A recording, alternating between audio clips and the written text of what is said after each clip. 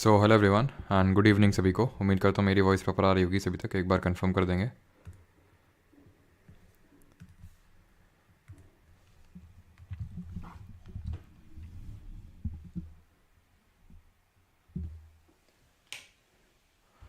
तो आज जो हम लोग का टॉपिक रहने वाला that will be supreme court and high court.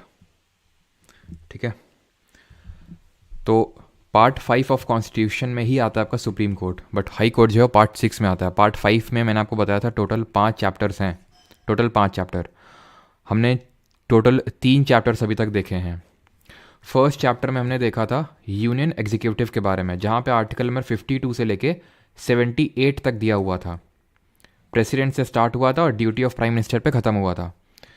Chapter 2 में क्या देखा था? चैप्टर 2 में हम लोगों ने देखा था पार्लियामेंट, 79 से लेके 122 तक में पार्लियामेंट, यानी कि चैप्टर 2 दिया हुआ है इसमें। देन चैप्टर 3 में सिर्फ एक आर्टिकल दिया हुआ है and that is article number 123, ordinance making power of the president, राष्ट्रपति की अध्यादेश जारी करने की शक्ति। आज के लेक्चर में हम लोग चैप्टर नंबर 4 देखने वाले हैं, पार्ट 5 ऑफ कॉन्स्टिट्यूशन का, that is Supreme court in India, supreme court of India. High court है उसके बाद देखेंगे, वो हमारा पार्ट 6 ऑफ कॉन्स्टिट्यूशन में है। एंड आई होप आप लोग ये चीज़ समझते हो कि हम लोग क्यों ये साथ कर रहे हैं। जैसे हम लोगों ने प्रेसिडेंट गवर्नर साथ में किया, हम लोगों ने पार्लियामेंट स्टेट लेजिस्लेचर साथ में किया, उसी तरह हम लोग सुप्रीम कोर्ट और हाई कोर्ट साथ में करने वाले हैं। सो दैट अगर हमें सुप्रीम कोर्ट अच्छे से समझ में आ जाएगा तो हाई कोर्ट सिर्फ कुछ मिनटों का खेल है। ऑलराइट, तो स्टार्ट किया जाए फिर। गुड इवनिंग सभी को। Ankush, Nisha, Sonu, Einstein, Puneet, alright. Chapter 4 supreme court बिल्कुल सही है। तो चलिए स्टार्ट करते हैं फिर आज का लेक्चर। एंड दैट इज़, पहले तो ये स्टार्ट करने से पहले ये तो मैंने आपको बता दिया कि सुप्रीम कोर्ट पार्ट 5 में है और चैप्टर नंबर 4 में ये दिया हुआ है। बट आर्टिकल कहाँ से कहाँ तक है तो ध्यान रखना, अनुच्छेद ये 124 से लेके। और ये इंपॉर्टेंट क्यों हो जाता है? ये इंपॉर्टेंट इसलिए हो जाता है क्योंकि कई बार इस तरह से आर्टिकल्स होते हैं कि वो इस रेंज में नहीं होते हैं। जैसे कि आर्टिकल 124 से लेके 147 तक में इसके बीच में इसके बारे में दिया हुआ है सुप्रीम कोर्ट ऑफ इंडिया के बारे में। ठीक है, आर्टिकल 124 से अनुच्छेद 124 से लेके 147 तक के बीच में दिया हुआ है। कई बार क्वेश्चन ऐसा पूछेगा जो कि इस रेंज के बीच में वो पर्टिकुलर आर्टिकल फॉल करता ही नहीं होगा, ऐसा ऑप्शन में होगा, तो ऑब्वियस सी बात है उसको तुरंत आप आसानी से एलिमिनेट कर सकते हो। तो ये जो रफ आइडिया है ऑफ द आर्टिकल्स वो बहुत इंपॉर्टेंट हो जाता है। ठीक है, तो यहाँ पे जो भी इंपॉर्टेंट आर्टिकल्स है और उसको रिगार्डिंग जो भी इंपॉर्टेंट प्रोविजंस हैं वो हम देखने वाले हैं यहाँ पे। तो चलिए स्टार्ट करते हैं और पहला आर्टिकल देखते हैं, आर्टिकल नंबर 124। अब हमने जब प्रेसिडेंट स्टार्ट किया था तो मैंने बताया था 52 से लेके 62 तक के बीच में दिया हुआ है प्रेसिडेंट के बारे में। तो आर्टिकल 52 क्या बोल रहा था? There shall be a president of India. Article 63, there shall be a vice president of India. 79, there shall be as parliament in the centre. तो मतलब है क्या कि जो भी आर्टिकल पहला वाला होता है वो उसकी सेटिंग अप की बात करता है, उसके एस्टैब्लिशमेंट की बात करता है। तो establishment and constitution of supreme court की, सुप्रीम कोर्ट या सर्वोच्च न्यायालय की स्थापना एवं गठन के बारे में दिया हुआ है अनुच्छेद नंबर 124 में। अब अनुच्छेद नंबर 124 में लगेगा कि वो हो बस इतना ही। ठीक है, ये बहुत डीप है, बहुत डीप है। सबसे बड़ा आर्टिकल पूरे सुप्रीम कोर्ट चैप्टर में यही है, 124। अब इसमें बहुत सारे 124, 1 2 3, उसमें भी A B C D ऐसे करके हैं। ठीक है, बहुत ज़्यादा स्पेसिफिकली सारी चीज़ें देखिए, अभी तो आपको ये पता चल जाएगा हाँ ये आर्टिकल 124 में, ये भी आर्टिकल 124 में है। फोकस अभी यहाँ पे समझने पर कीजिएगा जो यहाँ पे जो चीज़ें मैं आपको बताने वाला हूँ, बिकॉज वो इंपॉर्टेंट है। आर्टिकल्स के लिए तो मैं लास्ट में आपको ट्रिक बता भी दूंगा कि इस तरह से आप याद कर सकते हैं, और बाकी विद टाइम धीरे धीरे जब हम MCQs अटैम्प्ट करते हैं तो आर्टिकल में याद होने लगते हैं धीरे धीरे। लेकिन अगर आप ये चीज़ समझ नहीं पाए ना तो फिर वो कभी नहीं आपके दिमाग में बैठेगी, फिर आप वीडियोस देखोगे कहीं पे, इधर बुक में पढ़ोगे तो बहुत डिफिकल्टी हो जाएगी, है ना। तो स्टार्ट करते हैं। फर्स्ट वाला जो प्रोविजन है article number 124 sub clause 1, there shall be a supreme court of India consisting of a Chief justice of India and until parliament by law prescribes a larger number of not more than 7 other जजेस। अनुच्छेद number 124 ने यह बोला था कि supreme court की strength कितनी होगी, कितने लोग होंगे इसमें, तो एक CJI होगा प्लस 7 अदर जजेस होंगे। ये CJI क्या होता है? इसका मतलब होता है chief justice of India, Bharat का मुख्य न्यायाधीश। जजों का जज होता है ये, यानी सबसे बड़ा जज होता है। हमें पता है अगर हम इंडिया में कोर्ट का स्ट्रक्चर देखें तो सबसे ऊपर होता है, एक तरह से बोल सकते हैं, सर्वोच्च न्यायालय सुप्रीम कोर्ट। देन हमारे स्टेट्स में होती हैं हाई कोर्ट्स, डिफरेंट स्टेट्स में होती हैं उच्च न्यायालय। देन हमारे होते हैं सबॉर्डिनेट कोर्ट, सबॉर्डिनेट कोर्ट में जैसे कि आ जाते हैं डिस्ट्रिक्ट कोर्ट वगैरह। ठीक है, इस तरह से पूरा स्ट्रक्चर होता है। तो यहाँ पे जो जजेस हैं उनका भी बोल सकते हैं कि उनमें जो सुप्रीम है सबसे, एक तरह से हम बोल सकते हैं चेयरमैन टाइप है, उनमें से चीफ है जो सबसे, है ना, उनमें से जो सबसे चीफ है, सबसे बड़ा है, वो हम बोल सकते हैं कि वो है chief justice of India, Bharat का मुख्य न्यायाधीश। और ये चीज़ ध्यान रखना कि ये जो पोजीशन है आज तक किसी विमेन को नहीं गई है ये पोजीशन। फातिमा बीवी सुप्रीम कोर्ट की पहली फातिमा बीवी सुप्रीम कोर्ट की पहली महिला जज हैं, ठीक है, यानी कि सुप्रीम कोर्ट फर्स्ट विमेन जज। लेकिन अभी तक सीजेआई कोई विमेन नहीं बनी है सुप्रीम कोर्ट में, ठीक। और सुप्रीम कोर्ट की अगर इस्टेब्लिशमेंट की बात करें तो 26 जनवरी 1950 को एक तरह से इस्टेब्लिश हुआ था, और इसने अपना एक तरह से काम स्टार्ट किया था 28 जनवरी 1950 से। Is that clear?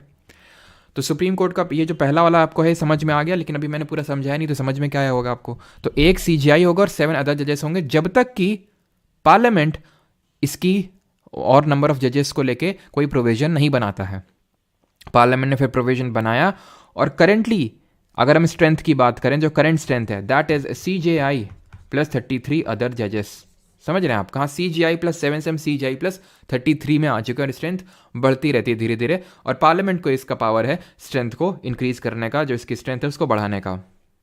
124 sub clause 2, every जज of the supreme court shall be appointed by the president by warrant under his hand and seal after consultation with such of the judges of the Supreme Court and High Court in the states as the president may deem necessary for the purpose, and shall hold office until he attains the age of 65 years। अब यहाँ पे मेरा ऐसा कोई purpose नहीं होता कि मतलब बहुत लंबी चौड़ी वर्डिंग्स लिखी जाए, बट एक्चुअल में मैं कोशिश करता हूँ कि जो कॉन्स्टिट्यूशन की वर्डिंग्स हैं जहाँ पे नीडेड है वो मैं यहाँ पे लगाऊँ, सो दैट आपको पता हो कि भाई जो एज वगैरह भी है, ठीक है, अपॉइंटिंग अथॉरिटी, वो सब कुछ 124 सब क्लॉज 2 के ही अंदर दिया हुआ है, ठीक है। तो ये लंबा चौड़ा लिख के जो लिखा हुआ है इससे आपको बैफल्ड नहीं होना है, ठीक है, परेशान नहीं होना है, यहाँ पे मैं समझा तो रही हूँ ना आपको। तो एवरी जज of the supreme court shall be appointed by the president, यानी कि सबसे पहले तो इसमें इस पर्टिकुलर आर्टिकल में दो चीज़ें हमें पता चलती हैं, अनुच्छेद नंबर 124 में दो चीज़ें पता चलती हैं। एक तो अपॉइंटिंग अथॉरिटी कौन है, कौन जजेस को अपॉइंट कर रहा है, अपॉइंटिंग अथॉरिटी वो कौन है, वो है प्रेसिडेंट, राष्ट्रपति। लेकिन इतना लंबा चौड़ा लिखा है तो उसमें क्या लिखा है, उसमें यह लिखा है कि प्रेसिडेंट ऐसा नहीं कि जिस मतलब अपने मन से जिसको मनाया उसको अपॉइंट कर दिया। प्रेसिडेंट क्या करेगा, प्रेसिडेंट यहाँ पे लेगा कंसल्टेशन, प्रेसिडेंट यहाँ पे लेगा कंसल्टेशन, किसकी कंसल्टेशन लेगा, किसकी सलाह लेगा, सच अदर जजेस of the supreme court and of the high court in the states as the president may deem necessary for the purpose. मतलब अब यहाँ पे बहुत इसकी लंबी हिस्ट्री है, कैसे मैं आपको समझाता हूँ। देखिए एक केस हुआ जब ये बात आई कि भाई प्रेसिडेंट, मतलब पहले ये नहीं था कि इसको इतने जजेस से कंसल्टेशन लेनी है, ये करना वो करना, ये सब कुछ नहीं था, ध्यान से समझना इस चीज़ को, ठीक है। तो एक केस हुआ फर्स्ट जजेस केस जिसको बोला गया। इस फर्स्ट जजेस केस जो कि 1982 में हुआ, ये ईयर उतना इंपॉर्टेंट नहीं है, इसको याद करने की ज़रूरत नहीं है। इसमें यह हुआ कि सुप्रीम कोर्ट ने बोला कि भाई प्रेसिडेंट क्या करेगा, प्रेसिडेंट एक्चुअल में उसमें तब ओरिजिनली ये लिखा था कि प्रेसिडेंट कंसल्टेशन लेगा सीजेआई की, चीफ जस्टिस ऑफ इंडिया की, जब भी वो कोई जज को अपॉइंट कर रहा है सुप्रीम कोर्ट में या फिर हाई कोर्ट वगैरह में, ये सब कर रहा है, तो सीजेआई की कंसल्टेशन ले लेगा, ठीक है।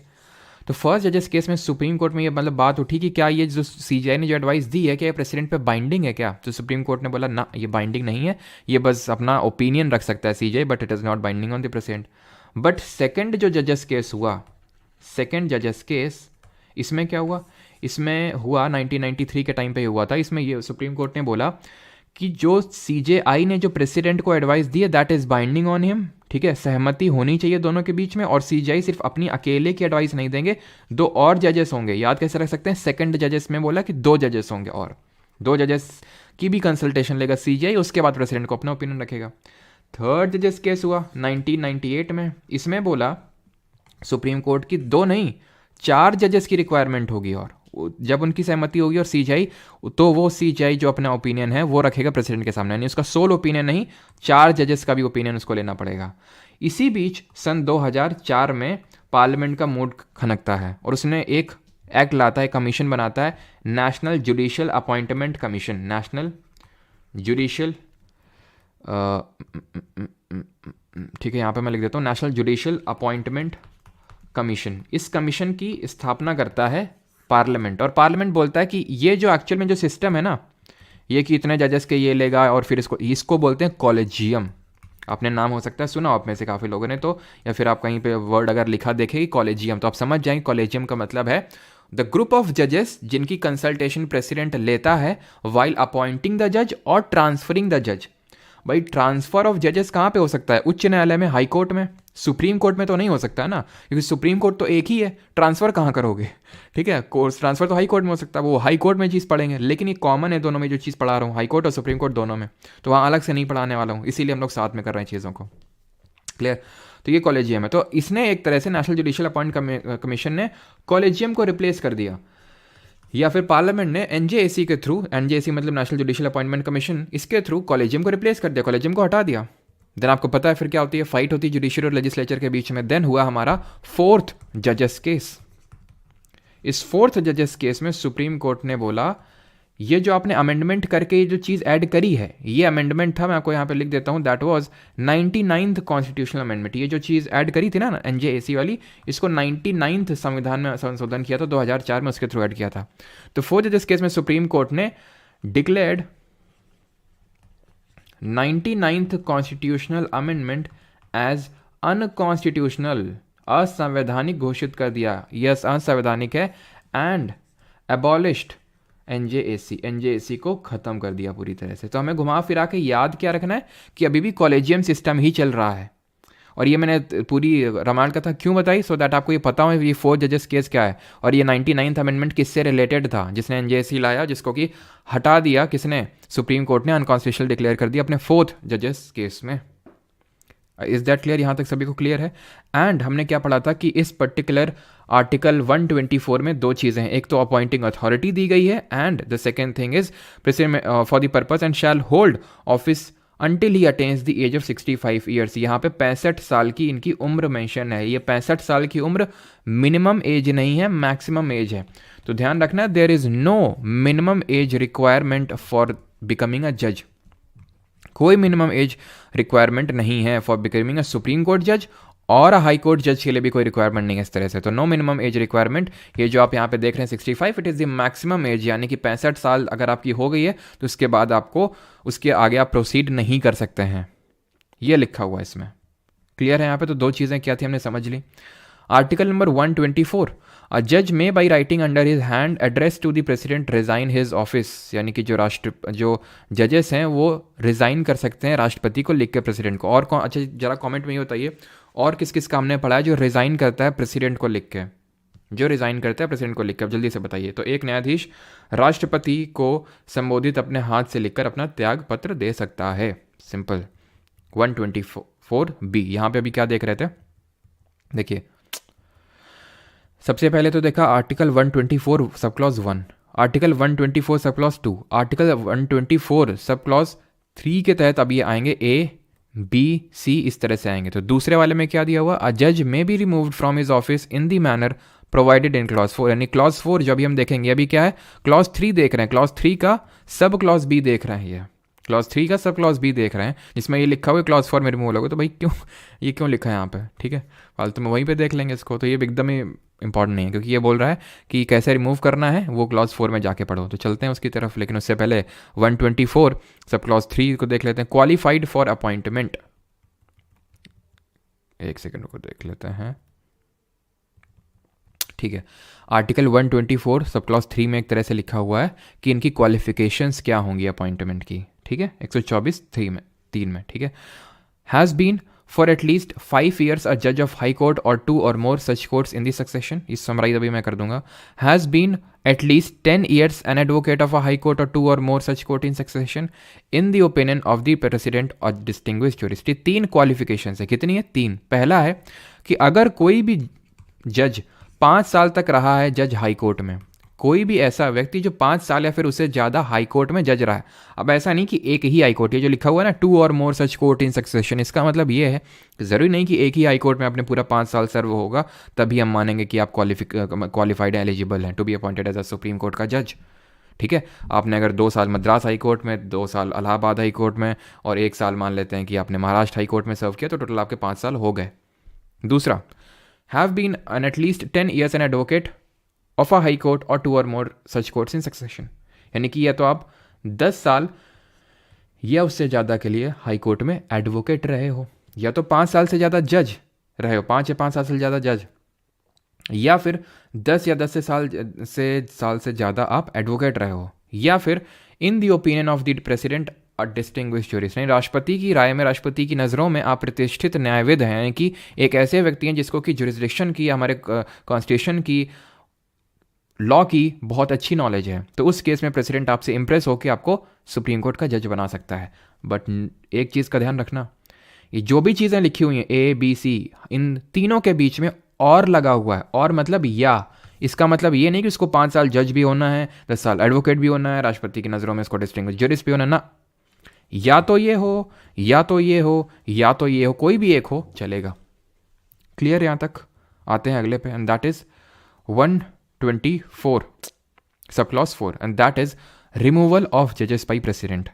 बहुत लंबा चौड़ा था जिसको मैंने हटा दिया, और वो लंबा चौड़ा यहाँ पे लिखा हुआ है हिंदी में, अगर आप पढ़ना चाहते हैं, इसलिए मैंने एक में रखा है, एक में नहीं रखा है। पढ़ना चाहते तो ध्यान से पढ़ सकते हैं, बाकी मैं पूरा प्रोसीजर आपको समझाता हूँ कि रिमूवल ऑफ जजेस कैसे होता है।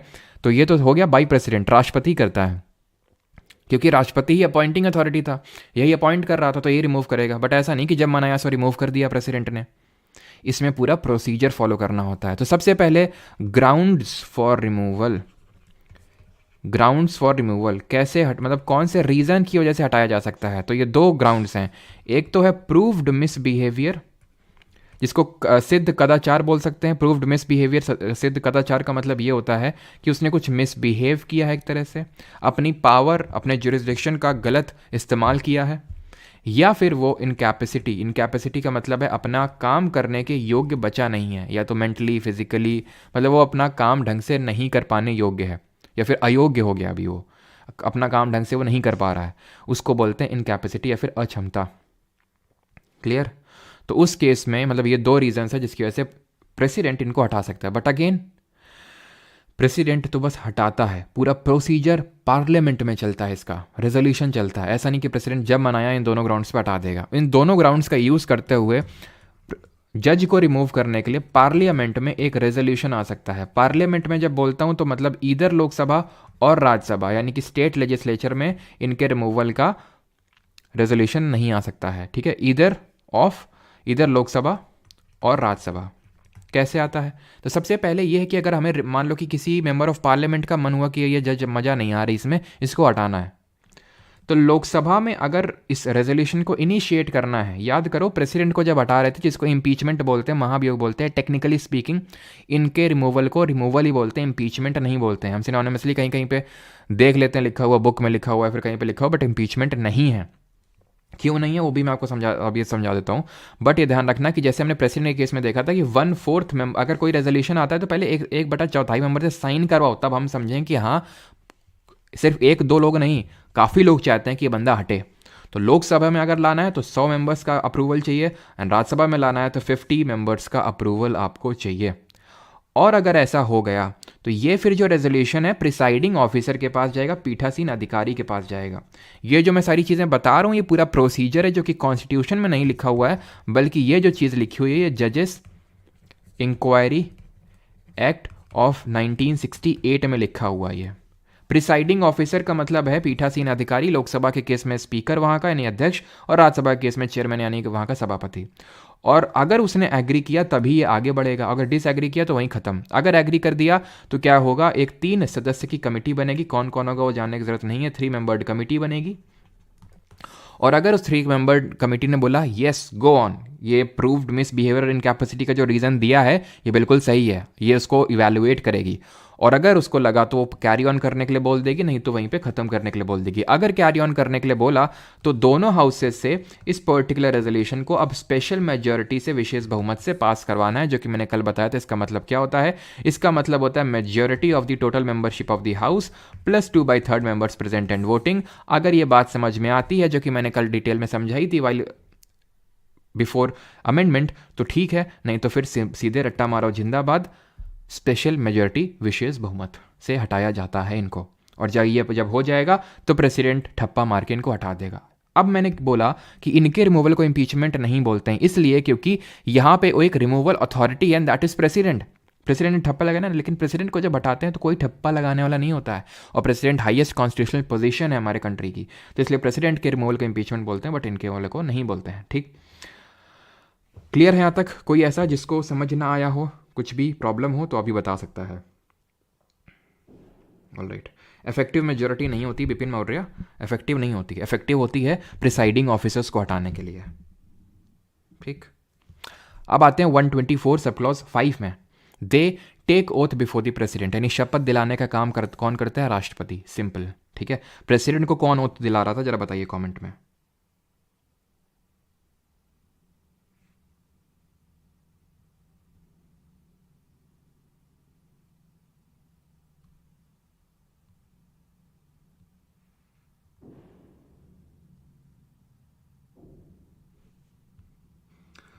कोई आपको मतलब प्रॉब्लम हो तो बता दो, अगर कुछ हो तो। ठीक है सर, एक्सपीरियंस लगातार होना चाहिए, मतलब एक्सपीरियंस समझा नहीं।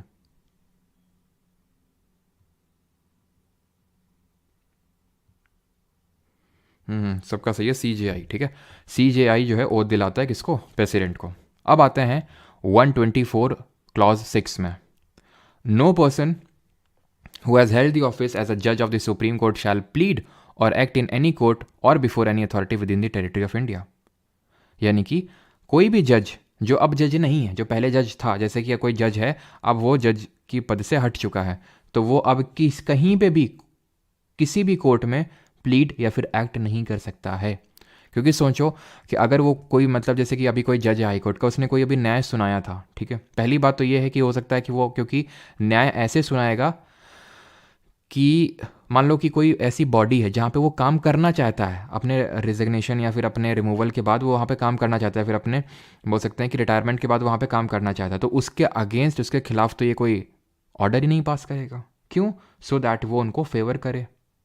या फिर मान लो इसलिए भी नहीं, मान लो इसने कोई न्याय दिया था और वो आज उसी पर्टिकुलर डिपार्टमेंट में सर्व कर रहा है, तो ये एक डिमीन करने वाली बात हो जाती है कि जो जज ने इनको मतलब सज़ा सुनाई थी आज उन्हीं के अंडर में काम कर रहे हैं, तो इसलिए जो है इनको फॉरबिड है, मना है कि आप कहीं पे भी प्लीड या फिर एक्ट नहीं कर सकते हैं किसी भी कोर्ट में। एक बार आपने रिज़ाइन कर दिया, फिर आपको रिमूव कर दिया, या फिर आपने आपका जो है रिटायरमेंट हो गया उसके बाद। ठीक, 125 सैलरी वगैरह दी हुई जजेस की, और हमें पता है सैलरी वगैरह कहाँ से निकलती है। सेकंड शेड्यूल तो हो गया, सेकंड शेड्यूल में मैंशन है ये, ठीक है, ये आपको पता होना चाहिए, सेकंड शेड्यूल में मैंशन है। ये आप मुझे बताइए कि consolidated fund of India, Bharat की जो संचित निधि होती है, उसमें मैंने आपको बताया था 2 तरह के एक्सपेंडिचर होते हैं, 2 तरह के खर्चे होते हैं, और उन 2 तरह के खर्चों में कौन से खर्चे से निकलती है? तो एक होता है चार्ज फ्रॉम, चार्ज एक्सपेंडिचर, और दूसरा होता है मेड फ्रॉम। ठीक है, charge expenditure and made from. तो जो चार्ज एक्सपेंडिचर होता है, यहाँ से निकलती है किसकी सैलरी? जो कि नॉन वोटेबल होता है। यहाँ से चाहे जजेस हो, सुप्रीम कोर्ट के, हाई कोर्ट के, कैग हो, इन सब की सैलरी से निकलती है।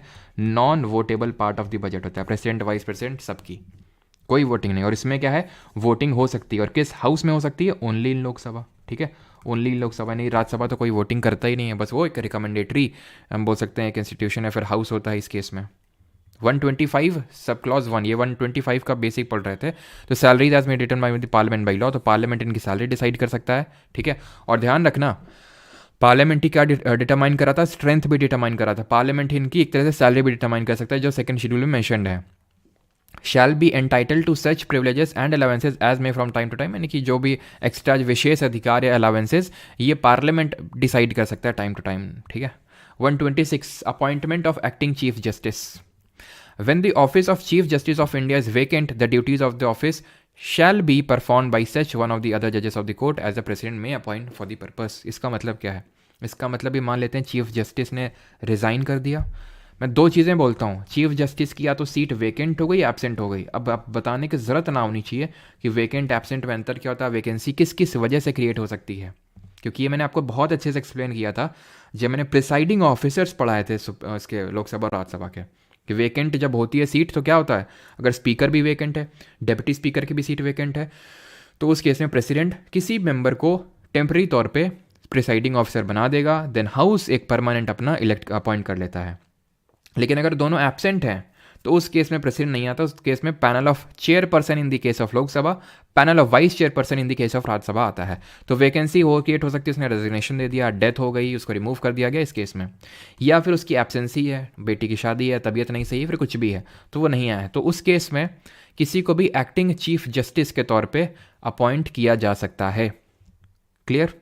When the office of this shall be performed by such one of the other judges of the court as the president may determine or president may appoint। तो उस case में क्या करेगा, प्रेसिडेंट यानी कि जो राष्ट्रपति है वो डिटरमाइन कर देगा कि भाई आप फंक्शंस परफॉर्म करोगे सीजेआई के।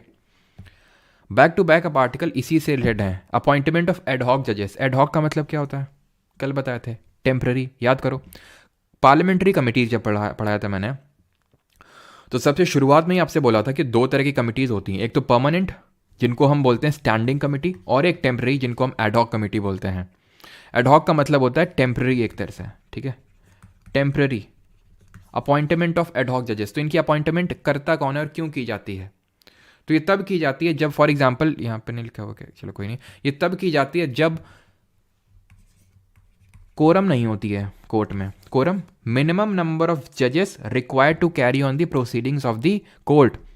जो काम है उसको करने के लिए सर्टेन नंबर ऑफ जजेस की रिक्वायरमेंट होती है, भाई इतने तो होने ही चाहिए तभी तो हम कुछ काम करेंगे, लेकिन वो कोरम मीट नहीं कर पा रहा है जो कोर्ट है, तो उस केस में क्या करेगा, सीजेआई भारत का मुख्य न्यायाधीश वो राष्ट्रपति की सलाह पे क्या करेगा, राष्ट्रपति की सलाह पे हाई कोर्ट के कुछ एडवोकेट या हाई कोर्ट के कुछ जज उठा लाएगा यहाँ पे, या फिर कोई एडवोकेट यहाँ पे उठा सकता है, कौन, सीजेआई की टेम्पररी तौर से जो कोरम मीट नहीं हो पा रही है उसको बस फिल करने के लिए सिर्फ टेम्पररी तौर पे इनको उठा सकता है CJI with the consultation of president and वहाँ का जो चीफ जस्टिस हाई कोर्ट का उसका भी थोड़ा परमिशन लेगा ये सीजेआई, ठीक है। लेकिन ध्यान ये रखना है कि ये जो उठाएगा they should be qualified to be appointed as a supreme Court जज, यानी कि उनकी क्वालिफिकेशन सुप्रीम कोर्ट जज वाली होनी चाहिए तभी बुलाया जा सकता है, ठीक। 128 है अटेंडेंस ऑफ रिटायर्ड जजेस at sitting of the supreme Court. कोई रिटायर हो चुका है जज, ठीक है, सीजेआई को लगता है कि उसका होना ज़रूरी है क्योंकि किसी ने इस केस में रूलिंग दिया था या फिर ये बहुत नॉलेजेबल पर्सन है, तो टेम्पररी तौर पे उसको बुलाया जा सकता है again by CJI by the consultation of the president, राष्ट्रपति की सलाह पे उसको बुलाया जा सकता है। 128। तो ये बैक टू बैक जितने भी आर्टिकल थे, एक्टिंग चीफ जस्टिस 126, एडहॉक जजेस 127, 128 रिटायर्ड जजेस, यानी कि टेम्पररी तौर पर कुछ चीज़ें की जा रही हैं, ठीक है, वो 126, 27, 28 डील करते हैं। 129 and that is Supreme court to be a court of record. उच्चतम न्यायालय अभिलेख न्यायालय होगा। इसका मतलब क्या है, Supreme Court court of record होगा। इसका मतलब ये है कि सुप्रीम कोर्ट कोई भी रूलिंग देता है, कोई भी प्रोसीडिंग अपना देता है, तो उस केस में वो जो भी रूलिंग होती है एज अ रिकॉर्ड उसको मेंटेन किया जाता है। इसका मतलब ये है कि जो भी सुप्रीम कोर्ट ने बोल दिया अब उसको एज अ रेफरेंस यूज किया जाएगा by the supreme court further and the other high courts जो टाइम आने वाला उसमें। समझे आप, सुप्रीम कोर्ट ने बोला जैसे गोलकनाथ केस में फंडामेंटल राइट्स को अमेंड नहीं किया जा सकता है, तो नहीं किया जा सकता, तो अब यही कंसिडर किया जाएगा कि नहीं किया जा सकता है। सारे हाई कोर्ट भी मानेंगे ये नहीं किया जा सकता जब तक इस चीज़ को रिप्लेस ना किया जाए, अमेंड ना किया जाए, चेंज ना किया जाए, तब तक तो जो भी रूलिंग्स हैं उनको as a court of record maintain किया जाएगा। और इसी में लिखा हुआ है कि supreme court can punish for its content, can punish for its contempt. Contempt of court क्या होता है, कोर्ट के ऑर्डर की अवहेलना करना। कोर्ट ने बोला कल से ये होगा, तुम उस पर मीम बना दिए, मौज ले लिए कोर्ट की, कंटेम्प्ट हो गया कोर्ट का। तो तुम उनको फॉलो नहीं कर रहे उस ऑर्डर को, कंटेम्प्ट हो गया कोर्ट का। तो कोर्ट का अगर कंटेम्प्ट की किसी ने वो करा तो कोर्ट उसको पनिश करने की पावर रखता है 129 के तहत। 130 पे आते हैं and that is seat of supreme Court.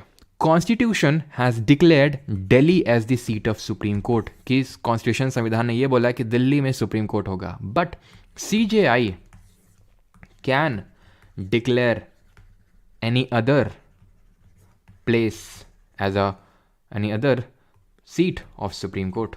मतलब CJI का मन हुआ कि भाई दिल्ली में सिर्फ सुप्रीम कोर्ट, दिल्ली में किसी को भी सुप्रीम कोर्ट में आना है, साउथ इंडिया का ये तमिलनाडु का रहने वाला है, सीधे इसको यहाँ पे आना पड़ता है। तो हम क्या करते हैं, महाराष्ट्र में सुप्रीम कोर्ट की एक सीट डिक्लेयर कर देते हैं। सीट का मतलब एक ब्रांच डिक्लेयर कर देते हैं।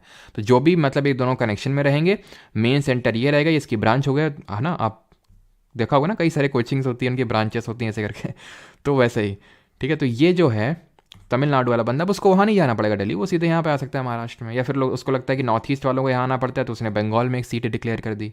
ठीक है, तो अभी सिर्फ दिल्ली में ही है सुप्रीम कोर्ट, बट ये पावर CJI को दिया गया है, मुख्य न्यायाधीश को दिया गया है कि वो किसी और प्लेस को भी डिक्लेयर कर सकता है। बट ये काम भी करेगा वो प्रेसिडेंट की सलाह पे, थोड़ा सा उसकी सलाह भी ले लेगा।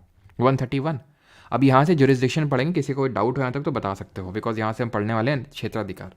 और आज मैं समझ सकता हूँ कि स्ट्रेंथ क्यों कम है ना, क्योंकि कल IB का एग्ज़ाम है, और जिन लोगों का भी IB का एग्ज़ाम है भाई, बेस्ट ऑफ लक। कल जिन एग्ज़ाम है और परसों। अच्छा, अगर जो यहाँ पे अगर कोई हो तो बताओ कि sir I am non new student, क्या ये class I am new student sir, क्या ये क्लास NDA के लिए काफ़ी है? बहुत टॉपर से सुना है आप बहुत अच्छा पढ़ाते हैं SSC के लिए। अच्छा तो जो सुना है वो शायद सही सुना है और हाँ, NDA के लिए बिल्कुल सफिशिएंट है, इसके अलावा आपको कुछ भी करने की ज़रूरत नहीं है। ठीक है, माई मोटिवेशन आप कर सकते हैं, इसके बाद आप क्वेश्चंस भी अटेम्प्ट कर सकते हैं। एंड हाँ, तो जिसका भी एग्ज़ाम देने जा रहा हो तो ज़रा ये बताओ टाइमिंग क्या है थोड़ा सा। 99th अमेंडमेंट 2014 में क्या वो 2014 में हाँ हुआ था, फिर 15 में एक्चुअल में इम्प्लीमेंट हुआ। तो मैंने नहीं बताया क्या? बता तो दिया होगा मैंने।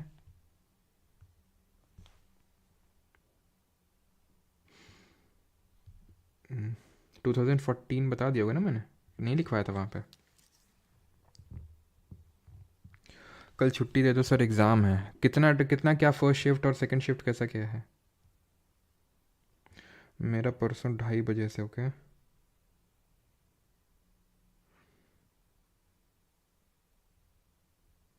ओके, अज़हर अंसारी कहाँ पे दे देंगे? 8:30 से 9:30 है। ओके, तो क्वेश्चंस बता देना ज़रा, ठीक है जिसका भी मतलब एग्ज़ाम वगैरह है, तो मैं एक नंबर दे रहा हूँ, व्हाट्सएप नंबर, इसमें आप सेंड कर सकते हैं। ओनली व्हाट्सएप है, कॉल नहीं अलाउड है इस पर। 8840286735। ठीक है, इस पर आप मतलब क्वेश्चंस भेज सकते हैं जिनका भी एग्ज़ाम है, फर्स्ट शिफ्ट सेकंड शिफ्ट जैसा भी होता है। तो 88 40 28 67 35 ये व्हाट्सएप इस पर है, तो इस पर व्हाट्सएप सिर्फ कर सकते हो। ठीक है, नो छुट्टी, कोई छुट्टी उट्टी नहीं, 3 बजे से। ओके पुतिन, ठीक। तो स्टार्ट करते हैं फिर। जुरिस्डिक्शन यहाँ पे पढ़ने वाले हैं कि क्षेत्राधिकार यानी सुप्रीम कोर्ट कहाँ कहाँ पे काम कर सकता है। तो क्या, एक सेकंड रुको।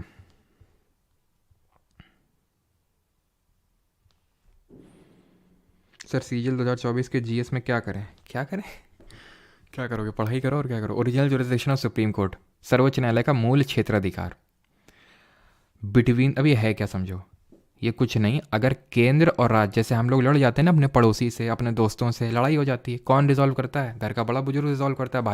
भाई बहन से लड़ाई हो जाती है, घर का बड़ा बुजुर्ग रिजॉल्व करता है। वैसे ही अगर लड़ाई हो जाए मान लो केंद्र और राज्यों के बीच में, या फिर राज्यों के बीच में, मान लो यूपी और कौन, बिहार लड़ जाए आपस में, यूपी बिहार लड़ जाए, क्योंकि लड़ेंगे यूजुअली वही ना जहाँ पे अलग गवर्नमेंट होती है। केरल और ये तमिलनाडु और कर्नाटका लड़ती रहती है, केरल तमिलनाडु मान लो लड़ाई हो गई, तो उस केस में या फिर मान लो जैसे आपने वो सुना होगा NRC सुना होगा ना, CA और NRC। ठीक है, सुना था आपने? CA और NRC के टाइम पे छत्तीसगढ़ की जो मतलब ये छत्तीसगढ़ की जो स्टेट गवर्नमेंट थी वो चली गई थी इनके खिलाफ, सेंटर के खिलाफ, यानी एक तरह से उनके खिलाफ जंग छेड़ दी थी कि हम इनसे लड़ाई मोल ले रहे हैं। ठीक है, उनसे उनकी आपस में बन नहीं रही थी। तो अगर आपस में नहीं बनती है, किसकी? गवर्नमेंट ऑफ इंडिया और एक या एक से ज़्यादा राज्यों के बीच में, या फिर एक से ज़्यादा राज्यों के बीच में, या फिर 2 से ज़्यादा राज्यों के बीच में। समझिए आप, मैं समझाता हूँ। जैसे ये सेंटर है वर्सेस सेंटर तो एक ही ना, वर्सेस स्टेट्स। ठीक, मान लो ये एक तरफ सेंटर है और इसके साइड में कुछ स्टेट भी हैं। जैसे मान लो सेंटर, उसके साइड में मान लो जैसे मोदी जी हैं सेंटर में, तो उनके साइड में योगी जी हैं। ठीक है, यूपी से MP वाले भी इनके साइड में, और वर्सेस जहाँ पे मान लेते हैं जहाँ कांग्रेस की गवर्नमेंट है, तो वो लोग जैसे फॉर एग्जांपल कर्नाटका वगैरह।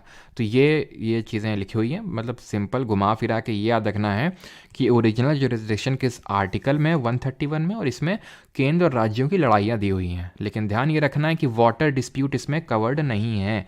अगर वाटर को लेकर आपने सुना होगा कि भाई कावेरी को लेकर डिस्प्यूट रहता है, तो वो डिस्प्यूट सुप्रीम कोर्ट में आप लेके नहीं जा सकते हैं। उसकी अलग से कोर्ट बनती है जिनको हम ट्रिब्यूनल बोलते हैं, वाटर ट्रिब्यूनल्स। ठीक है, और कोई मान लो कि प्री कॉन्स्टिट्यूशन ट्रीटी हो रखी है, संविधान से पहले की कोई ट्रीटी हो रखी, तो उस मैटर में भी सुप्रीम कोर्ट और भी बहुत सारे मैटर होते हैं, लेकिन ये दो याद रखना जिसको लेके सुप्रीम कोर्ट नहीं जा सकते हैं। और ये सुप्रीम कोर्ट का जो ओरिजिनल जुरिसडिक्शन है ये एक्सक्लूसिव भी है। इसका एक्सक्लूसिव का मतलब है कि no other court in India can deal with such cases of disputes between the government of India and government of states. कोई और कोर्ट डील नहीं कर सकता है। सुप्रीम कोर्ट का एक और जुरिसडिक्शन है जो उसका एक्सक्लूसिव है और कोई नहीं डील कर सकता उसमें। जरा बताइए क्या है वो चीज़। हिंट देता हूँ, president vice president. Article 132, article 133, article 134 तीनों बात करते हैं एपिलेट जुरिसडिक्शन, अपीलीय क्षेत्राधिकार। एपिलेट जुरिसडिक्शन, अपीलीय क्षेत्राधिकार। अंतर क्या है? Certain cases, civil cases, criminal cases. Civil criminal में तो आपको पता है ना। पहले अपीलेट जुरिसडिक्शन होता क्या है? अपीलेट का मतलब होता है अपील। अपील कब करते हो? जब आप नीचे कोर्ट में होते हैं, हाई कोर्ट में, डिस्ट्रिक्ट कोर्ट में, और आपको अपील करना है सुप्रीम कोर्ट में कि ये ढंग से देख नहीं रहे हैं हम, मतलब ये चीज़ें ढंग से देख नहीं रहे हो, तो आप अपील करना चाहते हो सुप्रीम कोर्ट में। सिविल केसेस होते हैं, मैंने आपको बताया था, टैक्स, मान लो टैक्स आपने नहीं भरा फिर कुछ भी है तो आपके खिलाफ सिविल केस फाइल किया जाएगा। मैरिज या डाइवोर्स का कोई लफड़ा है, ठीक है, मैरिज या डाइवोर्स का कोई लफड़ा है, कोई प्रॉपर्टी का लफड़ा है, ये सारे जो चीज़ें हैं ये सिविल केसेस के तहत आती हैं। क्रिमिनल में क्या आता है? क्रिमिनल में आके मर्डर आता है, थेफ्ट आता है, ब्राइबरी आते हैं। ये सब जो हैं किस में आते हैं? क्रिमिनल क्राइम के तहत आते हैं। तो बस वही दिया हुआ कि आप इन मैटर्स में अपील कर सकते हो। सर्टेन केसेस में क्या है कि जो इन चीज़ सिविल और क्रिमिनल में नहीं है और जो एक तरह से कॉन्स्टिट्यूशन में मेंशन्ड है, ठीक है। तो यहाँ पे एक चीज़, यहाँ पे जो मैंने पूछा था कि कौन सा एक और ऐसा चीज़ है जहाँ पे सुप्रीम कोर्ट का एक्सक्लूसिव जुरिसडिक्शन है, सिर्फ वही डील कर सकते हैं। दैट इज़ अगर प्रेसिडेंट यानी कि राष्ट्रपति और उपराष्ट्रपति का कोई इलेक्शन का डिस्प्यूट है, उस केस में कोई अगर इलेक्शन डिस्प्यूट है, उस केस में जो है सुप्रीम कोर्ट का ओरिजिनल जुरिसडिक्शन है, वो सिर्फ सुप्रीम कोर्ट ही डील कर सकता है और सारे कोर्ट को वो हटा सकता है उस पर्टिकुलर चीज़ से। 135 jurisdiction and powers of the federal court under existing law to be exercise by the supreme Court. मतलब ये लिखा हुआ है कि जो संविधान लागू होने से पहले एक कोर्ट जो एग्जिस्ट करती थी, फेडरल कोर्ट जिसको बोलते थे, तो वो जो पावर्स एंजॉय करती थी वो पावर्स भी supreme court of India he enjoy करेगी। ख़त्म। नॉट इम्पॉर्टेंट, इम्पॉर्टेंट नहीं है, बस इसको सुन लो और एक कान से सुनो, एक से निकाल दो। 136 special leave to appeal by the supreme court. उच्चतम न्यायालय द्वारा अपील करने की विशेष अनुमति। What is the special leave? आपका केस कहीं पे चल रहा है हाई कोर्ट या डिस्ट्रिक्ट कोर्ट में और आपको लगता है कि यहाँ पे इमीडिएट न्याय नहीं मिल रहा है, ठीक है, उस केस में सुप्रीम कोर्ट क्या, आप उस केस में आप क्या करेंगे, यहाँ पे एक तरह से पिटीशन फाइल करेंगे कि हमें स्पेशल लीव चाहिए। स्पेशल लीव चाहिए का मतलब ये होता है कि सुप्रीम कोर्ट से आप गुहार लगा रहे हैं कि प्लीज़ यहाँ पे देखिए, यहाँ पे हमें कंप्लीट जस्टिस एक तरह से नहीं मिल रहा, तो हमें स्पेशल लीव चाहिए, हम इस केस को चाहते हैं कि सुप्रीम कोर्ट इस केस से डील करे। That is called a special leave to appeal by the supreme court. 137 review of judgments और order by the supreme court. सर्वोच्च न्यायालय द्वारा निर्णयों या आदेशों की समीक्षा। इसका मतलब ये होता है कि सुप्रीम कोर्ट अपने ही ऑर्डर को रिव्यू कर सकती है, यानी कि चेंज कर सकती है। गोलकनाथ केस में उसने बोला कि पार्लियामेंट फंडामेंटल राइट्स को अमेंड नहीं कर सकता है। केबीसी केशवानंद भारती केस में बोला कर सकता है। क्या किया उसने? अपने ही ऑर्डर को रिव्यू किया, ठीक है, चेंज किया। अब अगर मान लो कि उसको फिर से चेंज करना है तो क्या फिर से कर सकते? बिल्कुल कर सकता है, लेकिन इस प्रोसेस में इस चीज़ का ध्यान रखा जाता है कि हायर जजेस बेंच हो। जैसे यहाँ पे अगर 13 जजेस बेंच बैठी थी और हमेशा ऑड नंबर ऑफ जजेस की बेंच बैठती है, सो दैट कुछ ना कुछ फाइनल डिसीजन आ सके, तो इस बार 15 की बैठनी चाहिए, 15, 17, फिर कितने में 13 से ज़्यादा की बैठनी चाहिए। यानी कि अगर डिसीजन को चेंज करना है तो हायर जजेस बेंच बैठनी चाहिए। ये बस बेसिक चीज़ है, पूछता नहीं एग्जाम में, लेकिन ये ध्यान रखना कि 137 में है क्या कि सुप्रीम कोर्ट अपने ही ऑर्डर को रिव्यू कर सकता है, चेंज कर सकता है। 138 enlargement of jurisdiction of the supreme court. सर्वोच्च न्यायालय के क्षेत्राधिकार का विस्तार। सुप्रीम कोर्ट एनलार्ज कर सकता है, बड़ा कर सकता है, ठीक है। कौन? खुद नहीं कर सकता है, ये काम करेगा पार्लियामेंट, यानी कि जो देश का संसद है वो इनके जुरिसडिक्शन के क्षेत्राधिकार को एनलार्ज कर सकता है। और किस टाइप की मेजॉरिटी से करेगा, कल बताया था मैंने आपको, किस टाइप की बहुमत से करेगा। तो ये सिंपल मेजॉरिटी से ही कर देगा। जैसे फॉर एग्जांपल एनलार्जमेंट करना है या फिर नंबर ऑफ प्यूसने जजेस यानी कि एक्स्ट्रा जजेस बढ़ाने हैं, तो एनलार्जमेंट ऑफ जुरिसडिक्शन ये पार्लियामेंट करेगा, जो इनकी स्ट्रेंथ को भी डिटरमाइन करता है कि इनकी स्ट्रेंथ कितनी होगी। ठीक, और इनकी एज वगैरह भी। 139 conferment of the supreme court of powers to issue certain writs. Writ issue करने का पावर हमने पढ़ा था मौलिक अधिकार वाले चैप्टर में, फंडामेंटल राइट्स में, कि दो कोर्ट्स को होता है, सुप्रीम कोर्ट को एंड हाई कोर्ट को, सिर्फ इन्हीं को होता है। पहली बात तो ये कि अगर किसी और कोर्ट को ये पावर इशू करनी है तो पार्लियामेंट कर सकता है, ये मैंने आपको बताया था, वो इस आर्टिकल में नहीं लिखा हुआ, वो अलग से चीज़ है। लेकिन ये चीज़ हमने पढ़ी थी कि सुप्रीम कोर्ट और हाई कोर्ट डील करता है। Supreme court under article number 32 of the constitution and high court under article 226 of the constitution, ये पावर्स हैं। और हमने पढ़ा था कि ये 5 रिट्स हैं, 5 तरह की रिट्स हैं। लेकिन अगर किसी कोई और चीज़ को लेकर रिट इशू करनी है, यानी कोई और रिट इशू करवानी है सुप्रीम कोर्ट से, तो वो काम भी पार्लियामेंट कर सकता है। यानी कि पार्लियामेंट बोल सकता है कि हेबियस कॉर्पस, मैंडेमस, प्रोहिबिशन, सर्शियरी, क्यो वारंटो, इसके अलावा ये रिट में भी, ये वाली भी रिट आप इशू कर सकते हो, तो पार्लियामेंट जो है कर सकता है। वो 139 में लिखा हुआ है। 140 ancillary powers of the supreme court, सर्वोच्च न्यायालय की सहायक शक्तियाँ। ये एक तरह की लॉ मेकिंग, कानून बनाने की शक्तियाँ हैं सुप्रीम कोर्ट की। सर्वोच्च न्यायालय क्या कर सकता है, हमें पता है कि जो शेड्यूल नंबर 7 है, 7वीं अनुसूची, उसमें 3 तरह की लिस्ट मेंशन है। उस लिस्ट में सब्जेक्ट्स मेंशन है कि भाई यूनियन लिस्ट के सब्जेक्ट्स पे सिर्फ पार्लियामेंट लॉ बना सकता है, स्टेट लिस्ट के सब्जेक्ट पे सिर्फ स्टेट का लेजिस्लेचर लॉ बना सकता है, और कॉन्करेंट लिस्ट समवर्ती सूची में सिर्फ दोनों बना सकते हैं, सिर्फ नहीं दोनों बना सकते हैं। लेकिन अगर यूनियन ने बना दिया तो उसको प्रिवेल करिएगा। तो इसमें यह लिखा हुआ है कि जो यूनियन लिस्ट के सब्जेक्ट हैं उस पर कभी सुप्रीम कोर्ट को लगता है कि भाई यहाँ पे लॉ की नीड है जो एक्चुअल में एग्जिस्ट नहीं कर रहा है, तो उस केस में सुप्रीम कोर्ट एक तरह से लॉ भी बना सकता है, टेम्पररी टाइप का या फिर परमानेंट टाइप का भी। उसको पार्लियामेंट हाँ वो कर सकता है बाद में चेंज, लेकिन ये लॉ मेकिंग पावर मिला वो सुप्रीम कोर्ट को। यानी एक तरह से ये सबसे बेस्ट एग्जाम्पल है किस चीज़ का, कोई बताना चाहेगा? ये सबसे बेस्ट एग्जाम्पल है किसका? ये है सेपरेशन ऑफ पावर, जो हमने चीज़ पढ़ी थी। सेपरेशन ऑफ पावर का उल्टा क्या होगा? सेपरेशन ऑफ पावर का मतलब होता है कि शक्तियों का बंटवारा, कि जुडिशरी लेजिस्लेचर के उसमें नहीं घुसेगा, लेजिस्लेचर एग्जीक्यूटिव में नहीं घुसेगा, और वो जुडिशरी में मतलब लेजिस्लेचर और एग्जीक्यूटिव में नहीं, एक दूसरे के कार्य क्षेत्र अधिकार में नहीं घुसेंगे। लेकिन ये तो लॉ मेकिंग पावर किसका होता है? लेजिस्लेचर का होता है। लेकिन यहाँ पे तो सुप्रीम कोर्ट कर रहा है, तो यानी कि सेपरेशन ऑफ पावर का उल्टा जो होगा उसका ये बेस्ट एग्जाम्पल है, सबसे अच्छा उदाहरण है। बिकॉज अब मैंने आपको बताया था कि इंडिया में स्ट्रिक्ट सेपरेशन ऑफ पावर नहीं है, जो कि यूएसए में है। ठीक। 141 law declared by the supreme court to be binding on all court. कोई भी लॉ डिक्लेयर किया सुप्रीम कोर्ट ने, सुप्रीम कोर्ट द्वारा घोषित कानून सभी अदालतों पर बाध्यकारी है। सुप्रीम कोर्ट ने कोई भी ऑर्डर सुनाया, ये देश के सभी courts, high courts, district court, सब ऑर्डिनेट कोर्ट्स, जितनी टाइप की कोर्ट्स हैं सबको मानना पड़ेगा, ट्रिब्यूनल्स सबको मानना पड़ेगा। जो सुप्रीम कोर्ट ने लॉ डिक्लेयर किया वो सब पे बाइंडिंग है। याद इसको ऐसे याद कर सकते हैं कि 1 और 1 ने 4 को बाइंड करके रखा हुआ है इसका आर्टिकल। वैसे तो हम अलग से भी देखेंगे क्या ट्रिक है इसको याद करने की। ठीक है। 142 enforcement of decrees and orders of supreme court and order as to discovery, यानी उच्चतम न्यायालय की डिग्री और आदेशों का प्रवर्तन तथा खोज के आदि में संबंध। Supreme court in the exercise of its jurisdiction may pass such degree और may such order as is necessary for doing complete justice. इसका मतलब ये है कि सुप्रीम कोर्ट को अगर कभी लगा ऐसा कि इस पर्टिकुलर मैटर में, कोई भी मैटर हो गया, भाई का मैटर होता है ना, तो उस पर्टिकुलर मैटर में मान लो कि कंप्लीट जस्टिस नहीं मिला है किसी को। जैसे फॉर एग्जांपल मैं आपको एक एग्जांपल देता हूँ, भोपाल गैस ट्रेजेडी 1984 में जो हुई थी, इसमें क्या हुआ था, एक कंपनी से, जो यूनियन कार्बाइड नाम की जो कंपनी थी, उससे मिथाइल आइसोसाइनेट नाम की गैस का रिसाव हुआ था, इतने लोगों की डेथ हुई थी। तो अगर सुप्रीम कोर्ट को लगा कि इसमें मतलब सही से न्याय, जो इसमें पीड़ित उनको न्याय नहीं मिल रहा है, तो ये उसमें आएगा, ठीक है, एकदम शक्तिमान बन के, और इनको न्याय दिलाने के लिए कुछ भी ऑर्डर पास कर सकता है। बस ये ध्यान रखना है यहाँ पे एक keyword, that is for doing complete justice.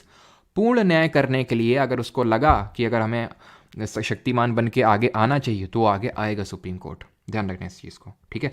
ये जितनी भी वर्डिंग्स ये लिखी हुई हैं वो सब पे ज़्यादा फोकस मत करो, बस ये फॉर डूइंग कंप्लीट जस्टिस बस ध्यान रखो। ठीक है, नहीं कि वो ऑर्डर पास कर सकता है for doing complete justice. 143 important है, ये इंपॉर्टेंट है काफ़ी, and that is power of president to consult supreme court. सर्वोच्च न्यायालय से परामर्श करने की राष्ट्रपति की शक्ति दी हुई है इसमें। राष्ट्रपति सुप्रीम कोर्ट के पास जा सकते हैं एडवाइस लेने के लिए, घर वाली एडवाइस लेने के लिए नहीं अपनी कि भाई ठीक है, ये एडवाइस लेने के लिए। कौन सी एडवाइस? 2 मैटर्स में एडवाइस होती है, 2 मैटर्स याद करने की जरूरत नहीं, मैं बता दे रहा हूं आपको, लेकिन इंपॉर्टेंट नहीं। 143 सब क्लॉज 1 बोलता है मैटर ऑफ, या फिर matter of general public importance, matter of general public importance. और दूसरा है any matter arising out of pre constitution treaty, संविधान से पहले कोई ट्रीटी हुई थी और अब उसको लेके उसको इंटरप्रिटेशन की ज़रूरत है उसमें, तो उस चीज़ को लेके एडवाइस लेने जा सकता है। Actual it is the government which takes the advice from the supreme court, but we know कि एक तरह से प्रेसिडेंट ही रिप्रेजेंटेटिव, एक तरह से एग्जीक्यूटिव का हेड है प्रेसिडेंट, ठीक है। तो प्रेसिडेंट क्या करेगा, प्रेसिडेंट जाता है बट एक्चुअली में वो गवर्नमेंट एडवाइस लेता है, तो इस केस में सुप्रीम कोर्ट से एडवाइस लेने जाता है। और जो भी एडवाइस मिलती है सुप्रीम कोर्ट से, ये ध्यान रखना, ये इंपॉर्टेंट है, that is not binding on the president. ये मैं पहले भी बता चुका हूँ कि कहीं भी बाइंडिंग आ जाए तो मानना कि वो बाइंडिंग नहीं होगी अनटिल अनलेस कि आपने पढ़ा है and you are sure about it, that is not binding on the president, यानी राष्ट्रपति पे वो बाध्य नहीं है। और ये थोड़ा सा उच्च लेवल की चीज़ है ठीक है, कि इस केस में जो प्री कॉन्स्टिट्यूशन ट्रीटी वाला जो मैटर है, इस केस में सुप्रीम कोर्ट को प्रेसिडेंट को एडवाइस देना मैंडेटरी है, बाध्य है, इस केस में बाध्य नहीं है। ये चीज़ समझ में आई तो ठीक है, नहीं तो स्किप करो, बस इतना ध्यान रखना 143 में सलाहकारी क्षेत्राधिकार है, दैट इज एडवाइस, इसको बोलते हैं एडवाइजरी जुरिस्डिक्शन। क्या बोलते हैं, एडवाइजरी जुरिस्डिक्शन, प्रेसिडेंट एडवाइस लेने जाता है। और ये ध्यान रखना, it is not binding on the president. ये दो मैटर्स, और किस पे देना है किस पे नहीं देना है, अगर आप future further higher level of exam देना चाहते हो तो उसी के लिए बस याद करिएगा, not important for SSC exams. Clear, बात समझ में आई? नहीं ना, थोड़ा ऊंचे लेवल की थी ठीक है। तो ये मेरे शब्द नहीं है, ठीक है, ये अमिताभ बच्चन जी के शब्द है ना। 144 civil and judicial authorities to act in aid of the supreme court, नागरिक और न्यायिक प्राधिकारियों का सर्वोच्च न्यायालय की सहायता के लिए कार्य करना, यानी कि जितनी भी सिविल और जुडिशियल अथॉरिटीज़ हैं भारत में, उस सुप्रीम कोर्ट को उसके काम में सहायता करेंगे। ऐसा नहीं कि सुप्रीम कोर्ट ने हम कुछ मांगा कि हमें कुछ डॉक्यूमेंट्स चाहिए किसी, मान लो सबऑर्डिनेट कोर्ट से, हाई कोर्ट से, कि हमें दो, या फिर किसी ट्रिब्यूनल से, किसी एडमिनिस्ट्रेटिव बॉडी से कि हमें डॉक्यूमेंट्स पेश, वो कहेगा नहीं देंगे, टाइम नहीं है, एक अपना काम करना ऐसा नहीं बोल सकते हैं, ठीक है। ये सब एड करेंगे सुप्रीम कोर्ट का, क्योंकि सुप्रीम कोर्ट हमारा सर्वोच्च है, वही सर्वोच्च न्यायालय, ठीक है। और ये एक तरह से हमारा गार्जियन है of the constitution, it is also considered the guardian of the constitution, है कि नहीं। तो संविधान का ये गार्जियन है, ये हमें ध्यान रखना है। और बस यहाँ से हमारे ख़त्म हो गए सारी चीज़ें। अब किसी को कोई डाउट हो तो पूछ सकते हैं, यहाँ पे हमारी सारी चीज़ें ख़त्म, पूरा सुप्रीम कोर्ट ख़त्म। कितने दिन और चलेगी पॉलिटी, ये काफ़ी अच्छा डाउट था, बस इसी डाउट का तो इंतज़ार रहता, कितने दिन और चलेगी, अगला सब्जेक्ट क्या होगा ठीक है। तो ये फ्राइडे तक चलेगी पॉलिटी, है ना। हाँ, तो अब देख लेते हैं ट्रिक क्या है इनको याद करने की, ठीक है। ट्रिक नहीं, ट्रिक, ठीक। तो ट्रिक देखते हैं इसकी क्या है।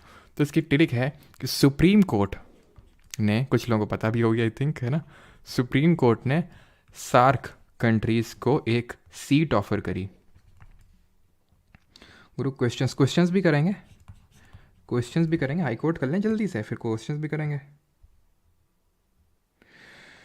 कोर्स के बाद क्वेश्चंस का सीरीज़ देखना पड़ेगा, जब कोर्स कंप्लीट हो जाएगा तो बिल्कुल करना पड़ेगा, जो पीवाई की सीरीज़ चल रहा अभी नहीं। चलिए, तो अभी आगे बढ़ते हैं। और यहाँ पे सुप्रीम कोर्ट ने सार्क कंट्रीज़ को एक सीट ऑफर करी, ठीक है। ये है आर्टिकल नंबर 124, अनुच्छेद 124, या तो यहाँ पे लिख देते हैं 124 आर्टिकल। ये आपका आर्टिकल नंबर 125, ये आर्टिकल नंबर 126, ये आर्टिकल नंबर 127, ये आर्टिकल नंबर 128, ये है आर्टिकल नंबर 129, ये है आर्टिकल नंबर 130, ये आर्टिकल नंबर 131। याद कैसे रखेंगे? सुप्रीम कोर्ट से क्या पढ़ा था, अब ये क्या लिखने की ज़रूरत है ना there shall be a supreme court of India, ठीक है, there shall be a supreme court of India. फिर 125 क्या है, एस से है सैलरीज एंड अलाउंसेस दी हुई हैं। और भाई 124 हमें पता है कितना डीप है सर, ठीक है। उसमें फिर क्या दिया हुआ है, अपॉइंटिंग अथॉरिटी प्रेसिडेंट है, और इनकी मैक्सिमम एज दी हुई है, कितनी होगी, 65 ईयर्स इनकी मैक्सिमम एज दी हो, है ना, ये सब लोगों ने पढ़ा था।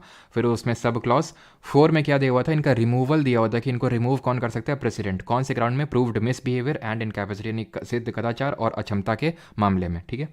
देन यहाँ पे दिया हुआ सैलरीज एंड अलाउंसेस, और ओथ भी हमने पढ़ा था, ओथ कौन दिलाता है, शपथ कौन दिलाता है, इनको प्रेसिडेंट ही दिलाता है। तो सैलरीज एंड अलाउंसेस कौन डिटरमाइन करता है, पार्लियामेंट डिटरमाइन करता है ना, देश की संसद डिटरमाइन करती है, सेकंड शेड्यूल में मेंशन्ड है। और चार्ज एक्सपेंडिचर से उसको निकाला जाता है, so that their salaries can not be varied, ऊपर नीचे ना की जा सके, so that they independently function कर सकें। इसमें ए से है आपका एक्टिंग जजेस, नॉट एक्टिंग जजेस, एक तरह से पढ़ा था हमने एक्टिंग चीफ जस्टिस कि प्रेसिडेंट अगर चीफ जस्टिस वेकेंट है, एब्सेंट है उसकी सीट, तो किसी को एक्टिंग चीफ जस्टिस नियुक्त कर सकता है। यहाँ पे पढ़े थे एडहॉक जजेस की अगर कोरम नहीं है तो सीजेआई उस केस में स्टेप इन करेगा और हाई कोर्ट से कुछ एक्स्ट्रा बुला लेगा प्रेसिडेंट की रिकम उससे लेके, ठीक है।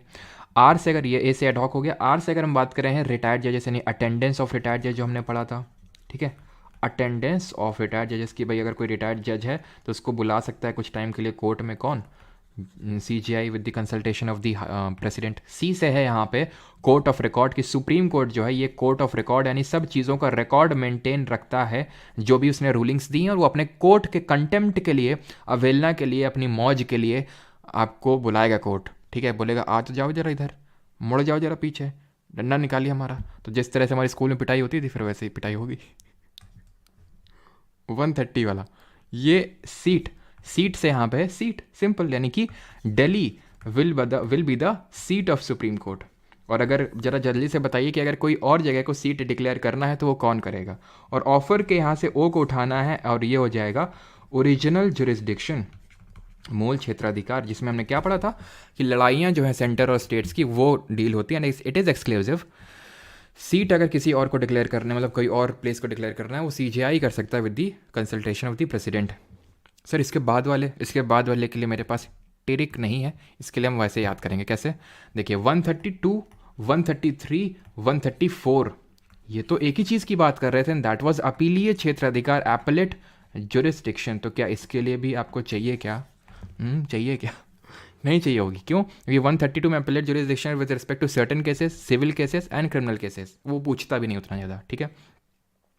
फिर अगर हम बात करें तो 135 में क्या दिया हुआ था, 135 में दिया हुआ था कि jurisdiction with respect to the any other matter, वो सब या इंपॉर्टेंट नहीं है ये, ठीक है। इसके बाद जो इंपॉर्टेंट वाले वो मैं आपको बताता हूँ, बिकॉज इसके बाद ज़्यादा उतने इंपॉर्टेंट वाले थे नहीं। 131 ध्यान रखना है, और 132, 33, 34 में एपलेट जुरिस्डिक्शन है, वो ये भी उतना ज़्यादा इंपॉर्टेंट नहीं है। 129 तो हो गया ना कोर्ट ऑफ रिकॉर्ड।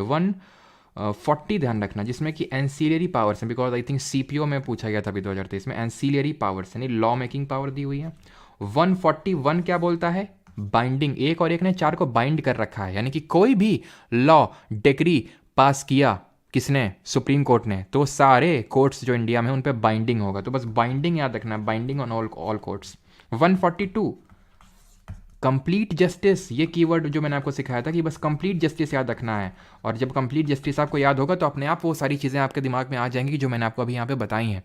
कि अगर कोई भी ऐसा कोई चीज़ हुआ है, कोई मैटर हुआ है और सुप्रीम कोर्ट को ऐसा लगता है कि उसमें कंप्लीट जस्टिस नहीं इंश्योर किया गया है, तो वो स्टेप इन कर सकता है और कंप्लीट जस्टिस दे सकता है।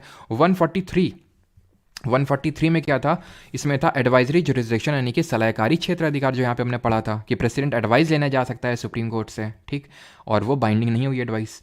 और आखिरी वैसे तो 147 तक बताया था ना कि सुप्रीम कोर्ट के आर्टिकल 124 से लेकर 147 के बीच में, 144 तक ही हमें याद करना है, 45, 46, 47 याद करने की ज़रूरत नहीं है।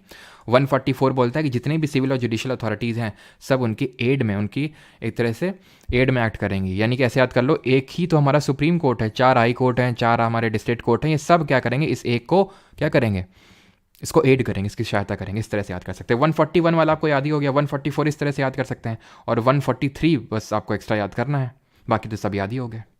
क्लियर? हाई कोर्ट की तरफ बढ़े अभी, बताइए। तो बढ़ते हैं अभी सर्वोच्च न्यायालय देख ले, उच्च न्यायालय की ओर बढ़ते हैं, हाई कोर्ट। और ये अभी आपको तुरंत खत्म हो जाएगा, ठीक है, क्योंकि आपको सारी चीज़ें क्या बफरिंग हो रही क्या। सुप्रीम कोर्ट सर अपना वर्डिक्ट चेंज करता है तो क्या पहला वाला केस वो हार जाएगा क्या? कौन केस हार जाएगा, समझे नहीं, कौन केस हार जाएगा आप कहीं, मतलब ये शायद आई थिंक पूछना चाह रहा हूँ। जैसे मैं हूँ, ठीक है, तो मैंने कुछ मैं सुप्रीम कोर्ट में गया फॉर एग्जांपल, तो सुप्रीम कोर्ट ने कोई जो चीज़ बोला वो मैं मेरे फेवर में बोल दिया, ठीक है। फिर आज से 10 साल 20 साल बाद कोई सुप्रीम कोर्ट ने ऐसी चीज़ बोली जो उस चीज़ को निगेट करता है, तो वो चीज़ वैसी की वैसी रहेगी, ऐसा नहीं कि मतलब कोई वो हो जाएगा। हाँ, अगर उस चीज़ को लेके सुप्रीम कोर्ट वो मेंशन करता है कि जो आज से 10 साल पहले ये ऑर्डर पास किया था सुप्रीम कोर्ट ने और वो सही नहीं था और मुझे मतलब इस तरह से जस्टिस मिलना चाहिए फिर किसी को भी, तो वो उस केस में सुप्रीम कोर्ट उसको पिन पॉइंट करके बोल सकता है, फिर मुझे हो सकता है मुआवजा वगैरह ये सारी चीज़ें मिलें। ठीक है। जैसे कि आपने सुब्रमण्यम स्वामी का नाम सुना होगा, जो बीजेपी से सांसद है, ठीक है।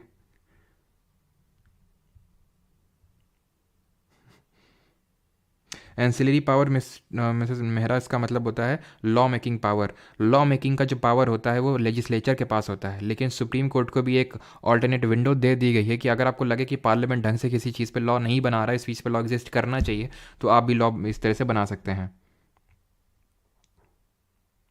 ठीक, क्लियर है। तो सुब्रमण्यम स्वामी का आपने नाम सुना होगा, तो वो क्या था, आईआईटी दिल्ली में प्रोफेसर थे वो पहले, ठीक है, आईआईटी दिल्ली में। तो हुआ ये कि जब इंदिरा गांधी की सरकार थी तो उनसे मतलब उन्होंने हटा दिया इनको, नाकाफा थी, ठीक है। तो जब इनको हटा दिया तो मतलब इलॉजिकल रीजंस पर हटा दिया गया। फिर इन्होंने सुप्रीम कोर्ट में आई थिंक, या फिर दिल्ली हाई कोर्ट में, मतलब एग्जैक्टली तो मुझे नहीं पता है, कि I think Delhi high court में इन्होंने एक तरह से वो फाइल किया कि भाई ये क्या है, किस मैटर्स पे। फिर बहुत दिनों बाद इसका जजमेंट आया, बहुत दिनों बाद जजमेंट आया। और जब जजमेंट आया तो हाई कोर्ट ने ये बोला कि जितना इस टाइम का सैलरी था इनका, विद इन्फ्लेशन सब कुछ दिया जाना चाहिए इनको, ठीक है। तो ये मतलब जो सुब्रमण्यम स्वामी काफ़ी बार कोर्ट भी इस चीज़ को करते रहते हैं अपने जो स्पीचेस होते हैं, कि देखो अगर आप सच का साथ दोगे, ठीक है, और अन्याय के खिलाफ लड़ोगे, तो अब मतलब उन्होंने ये चीज़ एक्सप्लेन करी कि देखो मुझे पूरी सैलरी भी मिली और मुझे काम भी कुछ नहीं करना पड़ा, क्योंकि प्रोफेसर तो अब थे ही नहीं ना, हटा दिया था उनको। तो पूरी उन्होंने सैलरी उठाई, पूरी सैलरी उठाई विदाउट डूइंग एनी वर्क, ठीक है। लेकिन गलती उनकी थोड़ी ना थी, गलती तो उनकी जिसने हटाया उनकी थी, सिंपल, ठीक है। तो अब आते हैं हाई कोर्ट पे। तो हाई कोर्ट के रिगार्डिंग में पहले बेसिक चीज़ें समझ लेते हैं कि हाई कोर्ट जो है वो पार्ट नंबर 6 ऑफ कॉन्स्टिट्यूशन में भाग नंबर 6 में दी हुआ है ये, ठीक है, पार्ट नंबर 6 में है। एंड आर्टिकल्स अगर बात करें तो अनुच्छेद 214 से लेकर 214 से लेकर 231 तक ये डील करते हैं हाई कोर्ट, उच्च न्यायालय जिनको हम बोलते हैं, क्लियर। अगर हम बात करें देश का पहला high court, first high court, ये कौन सा था, it was Calcutta high court. कब, 1862 में, 1862 में। इन द ईयर 1862 ओनली ही बॉम्बे और मद्रास के भी सेटअप हुए थे, लेकिन पहला पूछेगा तो कैलकाटा हुआ था, बिकॉज कैलकाटा पहले हुआ था। जैसे हमने पढ़ा है हिस्ट्री में कि होम रूल लीग एसोसिएशन दोनों ने बनाई थी, यानी बाल गंगाधर तिलक और एनी बेसेंट दोनों लोगों ने बनाई थी। लेकिन अगर पूछे पहले किसका बना था तो आंसर होगा बाल गंगाधर तिलक, ठीक है, एंड मद्रास का। ये तीनों 1862 में सेटअप हुई थी। एंड देन सेटअप हुई थी इलाहाबाद हाई कोर्ट 1866 में। इलाहाबाद का हाई कोर्ट सेटअप हुआ था 1866 में, ठीक है।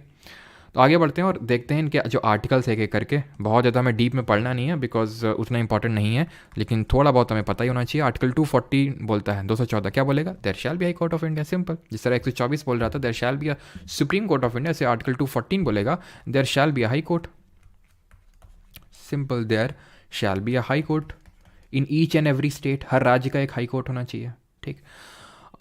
लेकिन ये ज़रूरी नहीं है कि हर राज्य का ही हो, अभी हम देखेंगे कॉमन भी हो सकता है, ठीक है। आर्टिकल 215 की अगर हम बात करें तो it mention high court to be a court of record. अभी आपको जानने में बिल्कुल दिक्कत नहीं होगी कि what is a court of record, to be a court of record, यानी इसने भी जो ऑर्डर पास किया है, डिक्री पास किया है, तो उसको एज अ रिकॉर्ड मेंटेन किया जाएगा for the further judgments. Article number 216 इनके कॉन्स्टिट्यूशन की बात करता है। कॉन्स्टिट्यूशन मतलब इनके किस तरह से इनका कॉम्पोजिशन की बात करता है, कि किस तरह इनका गठन किया जाएगा, इसमें कौन कौन होगा। तो इसमें एक CJI होगा, CJ नॉट आई, मतलब चीफ जस्टिस होगा हाई कोर्ट का, ठीक है, chief justice of high court. उसको हम चीफ जस्टिस ऑफ इंडिया इसलिए बोल देते हैं सुप्रीम कोर्ट वाले को, बिकॉज एक ही सुप्रीम कोर्ट है ना। तो चीफ जस्टिस होगा प्लस सच अदर जजेस, ध्यान से देखना भी यहाँ पे, सच अदर जजेस एज पार्लियामेंट में determine from time to time, parliament में determine from time to time. इसको अब हटा दो यहाँ से, कर लो यहाँ पे प्रेसिडेंट।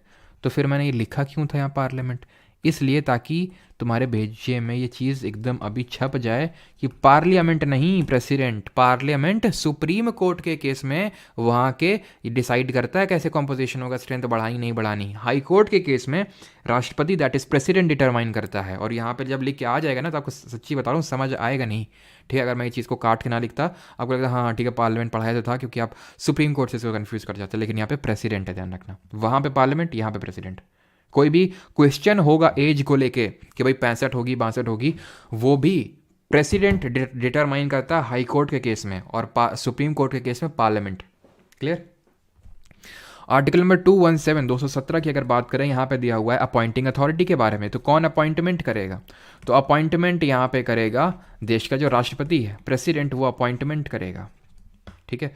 लेकिन अगेन कैसे करेगा, कॉलेजियम की रिकमेंडेशन लेगा, और कॉलेजियम वाला सब कुछ मैं आपको एक्सप्लेन कर चुका हूँ। फर्स्ट जज केस, सेकंड जजेस केस, थर्ड जजेस case, 99th amendment and the fourth जजेस केस, जिसमें कि 99th अमेंडमेंट को अनकॉन्स्टिट्यूशनल डिक्लेयर किया गया था, एनजेएसी को खत्म कर दिया गया था, कॉलेजियम को फिर से ले आया गया था। ठीक है, ये 217 में अपॉइंटमेंट लिखा है। देन 271 सब क्लॉज ए में अगर बात करें तो इसमें रेजिग्नेशन लिखा हुआ कि किसको रिजाइन करेंगे। बताइए, अच्छा किसको रिजाइन करेंगे, ये प्रेसिडेंट को या फिर गवर्नर को? तो ध्यान रखना, ये रिज़ाइन करेंगे प्रेसिडेंट को ही लिख के, क्योंकि उन्हीं उसी ने उनको अपॉइंट किया है, तो रेजिग्नेशन भी अपना उन्हीं को ऑफर करेंगे। फिर इसमें लिखा हुआ सब क्लॉज बी में इनके रिमूवल के बारे में, कौन हटाएगा इनको, तो कुछ नहीं, इसमें लिखा हुआ same as a supreme court का जज। जैसे कि सुप्रीम कोर्ट के जज को हटाया जाता है वैसे इसको भी हटाया जाएगा, और पूरा प्रोसीजर हम देख चुके हैं। प्रेसिडेंट हटाता है, रिमूवल का ऐसा नहीं हटा देगा जब मनाएगा, रिमूवल का रेजोल्यूशन पहले पार्लियामेंट ऑथोराइज करेगा प्रेसिडेंट को, तभी प्रेसिडेंट हटाएगा। कैसे ऑथोराइज करेगा? रेजोल्यूशन आएगा, रेजोल्यूशन लोकसभा में आता है तो 100 मेंबर्स का अप्रूवल चाहिए पहले, राज्यसभा में आता है 50 मेंबर का। पूरा प्रोसीजर सब कुछ जजेस इंक्वायरी एक्ट ऑफ 1968 में मैंशनड है। ये 3 मेंबर की कमेटी बनेगी, देन स्पेशल मेजॉरिटी से रेजोल्यूशन पास होगा दोनों हाउसेज में, तब प्रेसिडेंट जो है फर्दर ठप्पा लगा के उसको हटा देगा। तो सेम है दोनों में, सुप्रीम कोर्ट का जज और हाई कोर्ट के जज में। जब हम कॉन्स्टिट्यूशनल बॉडीज़ वाला कल चैप्टर पढ़ेंगे तो उसमें देखेंगे ये चीज़ और भी कुछ कॉन्स्टिट्यूशनल पोजीशन में बिल्कुल सेम ही है। 217 का जो क्लॉज 1 था उसमें अपॉइंटमेंट, रेजिग्नेशन, रिमूवल पढ़ ली हमने। ठीक है, इसका जो क्लॉज 2 है 217 का, उसमें लिखा हुआ है इनकी क्वालिफिकेशन। क्वालिफिकेशन क्या होगी? जैसे वहाँ पे देखे तो क्वालिफिकेशन क्या थी, should be a citizen of India, Bharat का एक नागरिक होना चाहिए। और क्या पढ़े थे वहाँ पे सुप्रीम कोर्ट वाले में कि 5 साल है तो जज रहा हो हाई कोर्ट में, या 10 साल एडवोकेट रहा हो। कहाँ पे? हाई कोर्ट में। यहाँ पे भी वही है कि should have held a judicial office, एक कोई जुडिशियल ऑफिस उसने होल्ड किया हो for at least 10 years, for at least 10 years, 10 साल के लिए उसने कोई जुडिशियल ऑफिस को होल्ड किया हो। जुडिशियल ऑफिस मतलब जैसे कि हाई कोर्ट में भी हो सकता है, ठीक है, कोई एडवोकेट रहा हो, या फिर डिस्ट्रिक्ट कोर्ट में भी 10 साल कोई भी जुडिशियल ऑफिस होल्ड किया हो, या फिर has been an advocate of a high court for 10 और मोर ईयर्स, फॉर 10 और मोर ईयर्स। ये अगेन और है, मतलब या तो ये या तो ये। सर तीसरा वाला आप लिखना भूल गया, he should be a distinguished jurist in the opinion of president. ना ना ना ना, वो सिर्फ सुप्रीम कोर्ट के केस में होता है कि राष्ट्रपति की नज़रों में जुडिशरी की या फिर लॉ की नॉलेज रखने वाला ये बहुत अच्छा बंदा है, तो इसको सुप्रीम कोर्ट में एज अ जज बना देता है प्रेसिडेंट। लेकिन यहाँ पे वो चीज़ नहीं है, यहाँ पे सिर्फ 2 ही चीज़ें हैं। क्लियर? तो ये डिस्टिंक्शन है या फिर डिफरेंस है उन दोनों के क्वालिफिकेशंस के बीच में। अब आते हैं 218 पे। 218 क्या बोलता है? Application of certain provisions, not that much important, बस मैं क्योंकि ऑर्डर में चल रहे हैं तो इसलिए लिख दिया मैंने, एप्लीकेशन ऑफ सर्टेन प्रोविजंस। 219 पे आइए, that talks about oath and affirmation. ये इंपॉर्टेंट है, ओथ, और इसकी भी मैं अभी आपको टिरिक बता दूंगा, ठीक है, तो वो भी आप याद कर लेना अगर याद करने में दिक्कत हो तो, ठीक है, बाकी आपकी मर्जी है। तो ओथ एंड अफर्मेशन ये आर्टिकल 219 में दिया हुआ है। कौन दिलाता है ये इंपॉर्टेंट है, कौन दिलाएगा जरा बताइए, गेस करिए कौन दिलाएगा। पहले आप गेस करिए, अगर आप गलत भी करेंगे तो आप मतलब ये है कि आपको अच्छे से वो चीज़ याद हो जाएगी। देखता हूँ कितने लोग सही गेस करते हैं।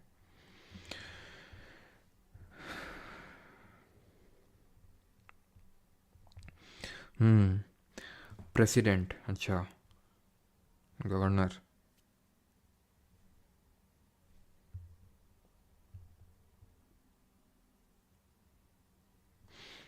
जिन लोगों ने प्रेसिडेंट लिखा है वो गलत है, जिन लोगों ने गवर्नर लिखा है वो सही है, ठीक है। तो राज्यपाल जो है गवर्नर, वो ओथ दिलाता है इसको, किसको? हाई कोर्ट का जो जज होता है। अपॉइंट प्रेसिडेंट करेगा, ये लोग रेजिग्नेशन उसी को देंगे, प्रेसिडेंट को देंगे, रिमूव भी प्रेसिडेंट करेगा। बस गवर्नर ओथ दिलाने के लिए आता है। क्यों? क्योंकि ये लोगों ने बोला कि यार देखो हमने तुमको ओथ दिलाई थी ना, तुम हमको भी ओथ दिलवा दो, क्योंकि गवर्नर को ओथ कौन दिलाता है? Chief justice of high court ही तो ओथ दिलाता है, ये तो पढ़े थे, तो गवर्नर उनको दिला देता है। 220 में आते हैं, अनुच्छेद नंबर 220 में आते हैं, and that talks about restrictions. कौन सी रेस्ट्रिक्शंस? रेस्ट्रिक्शंस वही जो हमने सुप्रीम कोर्ट के जज के लिए पढ़ी थी। क्या? कि आप रिटायरमेंट के बाद एज अ परमानेंट जज आप किसी भी इंडिया के किसी भी कोर्ट में सर्व नहीं कर सकते हैं, आप नहीं वहाँ प्रैक्टिस कर सकते हैं। ये रिस्ट्रिक्शंस लगी हुई हैं जो हमने वहाँ पे पढ़ी थी। 221, सैलरी वगैरह मेंशन है। ध्यान रखना जो सुप्रीम कोर्ट के जजेस हैं इनकी सैलरी निकलती है स्टेट के फंड से, लेकिन जो पेंशन निकलती है वो इंडिया के फंड से निकलती है, कंसोलिडेटेड फंड ऑफ इंडिया से। इसके पीछे का लॉजिक वही है जो गवर्नर वाले में था। जैसे सॉरी, तो जैसे कि हमने ये देखा क्या था, हम जानते हैं कि जैसे मान लो कोई इलाहाबाद हाई कोर्ट में भी है, ठीक है, उसके बाद मद्रास हाई कोर्ट में, फिर कलकत्ता हाई कोर्ट में, ऐसे करके वो ट्रांसफ़र हो रहा है, ठीक है। तो जब पेंशन की बात आएगी तो कौन सा स्टेट पेंशन देगा उसको, तो इसलिए इंडिया ने इसका चार्ज ले रखा है, ठीक है, मतलब यूनियन ने। 222 पे आता है, 222 पे, that talks about transfer of जजेस। ट्रांसफ़र ऑफ जजेस, अब वहाँ पे ये चीज़ हमने नहीं पढ़ी थी सुप्रीम कोर्ट वाले में। क्यों? क्योंकि भाई वहाँ ट्रांसफ़र तो पॉसिबल ही नहीं है, देश में एक ही सुप्रीम कोर्ट है, तो ट्रांसफ़र कहाँ करोगे। यहाँ पे हाई कोर्ट जजेस का ट्रांसफ़र होता है, और वो कौन करता है? प्रेसिडेंट करता है कॉलेजियम की एडवाइस लेके। अब इस कॉलेजियम में थोड़ा सा बढ़ जाता है, जब आप एक जज का ट्रांसफ़र कर रहे हो एक हाई कोर्ट और एक हाई कोर्ट से दूसरे हाई कोर्ट में, तो प्रेसिडेंट उस केस में वहाँ के चीफ जस्टिस की एडवाइस ले लेता है, वहाँ के राज्यपाल की भी एडवाइस लेता है, वहाँ के गवर्नर की भी एडवाइस लेता है, ठीक है। तो बस तो कॉलेजियम थोड़ा बढ़ जाता है, ध्यान रखना यहाँ पे, वो इस गवर्नर की भी एडवाइस लेता है इस केस में, ठीक है। और अगर मतलब चीफ जस्टिस की अपॉइंटमेंट नहीं है, बिकॉज अगर आप चीफ जस्टिस को अपॉइंट कर रहे हो तो भैया चीफ जस्टिस की थोड़ी ना कंसल्टेशन ले लोगे। अगर किसी अदर जजेस की अपॉइंटमेंट ट्रांसफर हो रहा है देन उसकी आप लोग एडवाइस, ठीक है। 223 की अगर बात करें तो यहाँ पे दिया हुआ है appointment of acting chief justice, ठीक है, appointment of acting chief justice, जैसे वहाँ पे देखे थे, ठीक है। एक्टिंग चीफ जस्टिस वहाँ किस में देखे थे? वहाँ पे देखे थे हम 126 में, अनुच्छेद 126 में, ठीक है, appointment of acting chief justice. 224 में अगर बात करें अपॉइंटमेंट ऑफ एडिशनल जजेस, जैसे वहाँ पे देखा था आर्टिकल 127 में, अपॉइंटमेंट ऑफ एडिशनल जजेस, कुछ और आप जजेस अपॉइंट कर सकते हैं। देन 225 की अगर बात करें तो यहाँ पे लिखा हुआ है कि जुरिस्डिक्शन ऑफ हाई कोर्ट को बढ़ाया जा सकता है बाय द पार्लियामेंट। जुरिस्डिक्शन यानी क्षेत्राधिकार ऑफ हाई कोर्ट को कौन बढ़ा सकता है? देश का जो संसद है पार्लियामेंट, ठीक है। देन आते हैं 226 में, ठीक है, देन आते हैं 226 में, 226 में। अभी मैं आपको इंपॉर्टेंट वाली बता दूंगा कि ये आपको बस एकदम रटे ही होने चाहिए, ये हम सभी जानते हैं, हम पहले भी पढ़ चुके हैं। ये रिट इशू के बारे में बात करता है कि 5 तरह की रिट इशू करता है कौन? High court. 32 का यूज़ करके सुप्रीम कोर्ट, और 226 का यूज़ करके हाई कोर्ट ये रिट इशू करता है। अब बस आखिरी के 3 आर्टिकल पे आ जाते हैं, ये 3 थोड़े से इंपॉर्टेंट है, ध्यान से इसको देखिएगा। ये तो उतना इंपॉर्टेंट नहीं है, ये डील करता है power of superintendence over all court, power of superintendence over all courts, मतलब जो भी कोर्ट हैं हाई कोर्ट के नीचे, जो भी सबऑर्डिनेट कोर्ट, डिस्ट्रिक्ट कोर्ट को जो भी ट्रिब्यूनल बना हुआ है उसके उसमें पावर ऑफ सुप्रिटेंडेंट है, उनको एक तरह से वो सारी इसके अंडर में फंक्शन करेंगी, इसका मतलब ये है, ठीक है। 228 नहीं पढ़ना, 229 नहीं पढ़ना, 230 पे आइए सीधे आप, ठीक है, बिकॉज वो इंपॉर्टेंट नहीं है।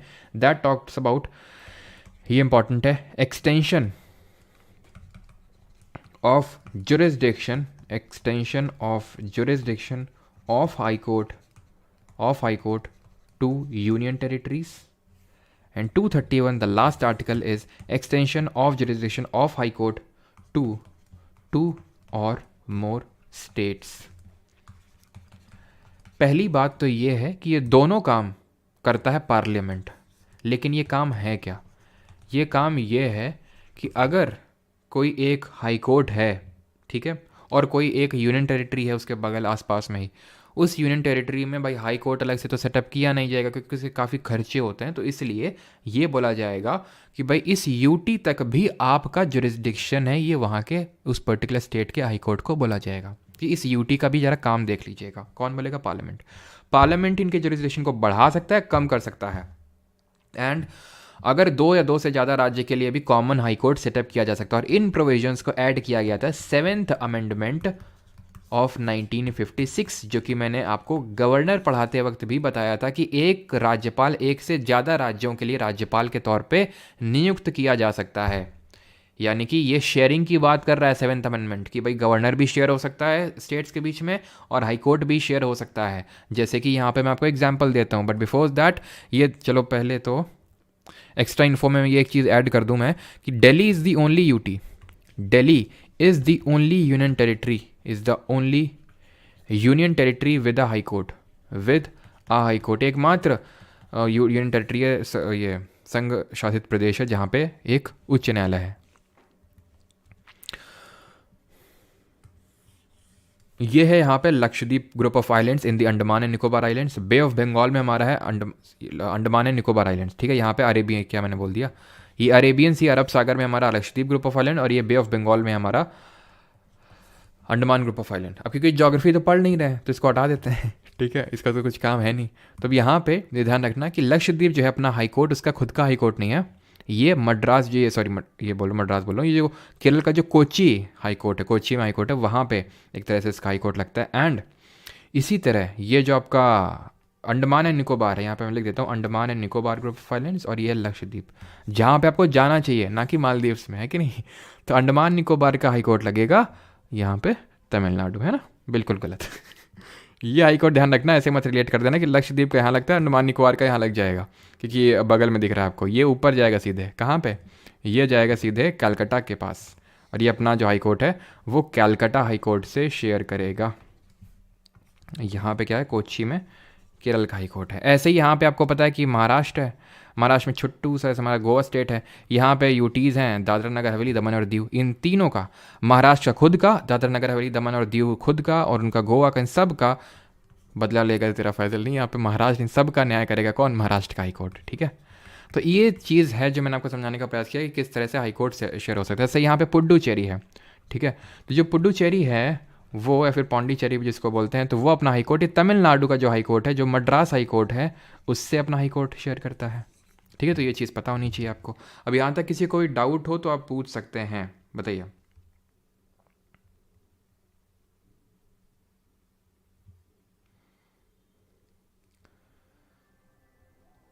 जल्दी से सर चलिए, तब तक मैं आपको, तब तक पूछेंगे, तब तक मैं आपको ये बता देता हूँ, ठीक है, कि एक्स्ट्रा इन्फो में,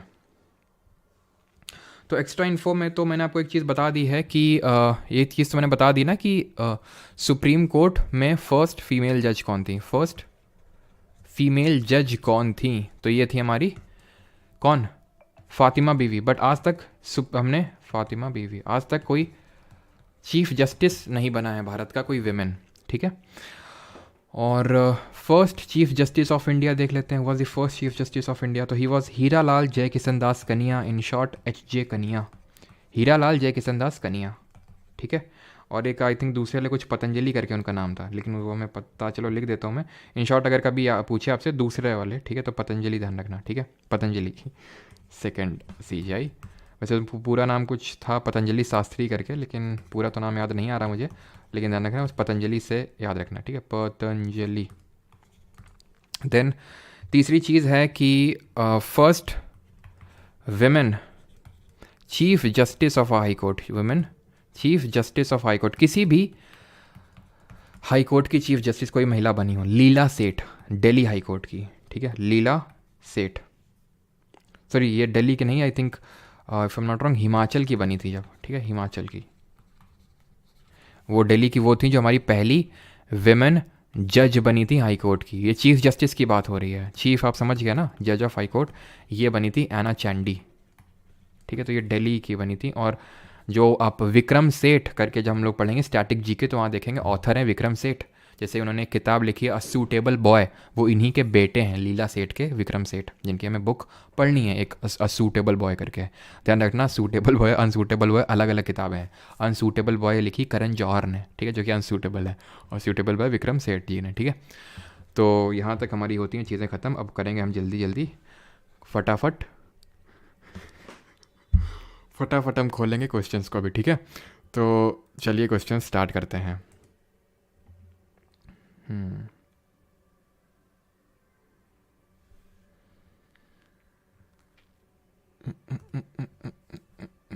गाने वाने सुनाई दे रहे हैं क्या तुम लोग को बैक एंड में कुछ ऐसा सुनाई दे रहा बैकग्राउंड में?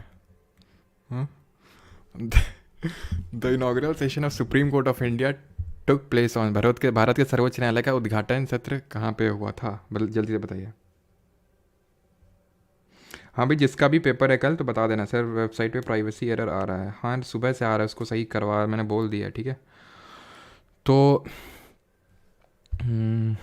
हाँ, तो जिसका भी यार कल पेपर है कल से, तो प्लीज़ IB कार्ड 88408840286735 इसमें जो है आप भेज सकते हैं अपने क्वेश्चंस को, ज़रूर भेजिएगा, ठीक है, ओनली व्हाट्सएप।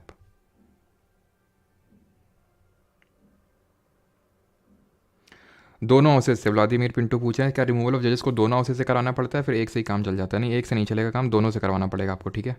चलिए, श्वेता, सुदीप्ता, पुनीत, सबका सही है। 28 जनवरी 2050 में इनॉग्रल सेशन, लेकिन सेटअप हुआ था 26 जनवरी को, बट इनॉग्रल सेशन 28 जनवरी को हुआ था। And which article of the Indian constitution states that supreme court, अच्छा बताइए, लोकसभा और राज्यसभा का पहला सेशन कब हुआ था?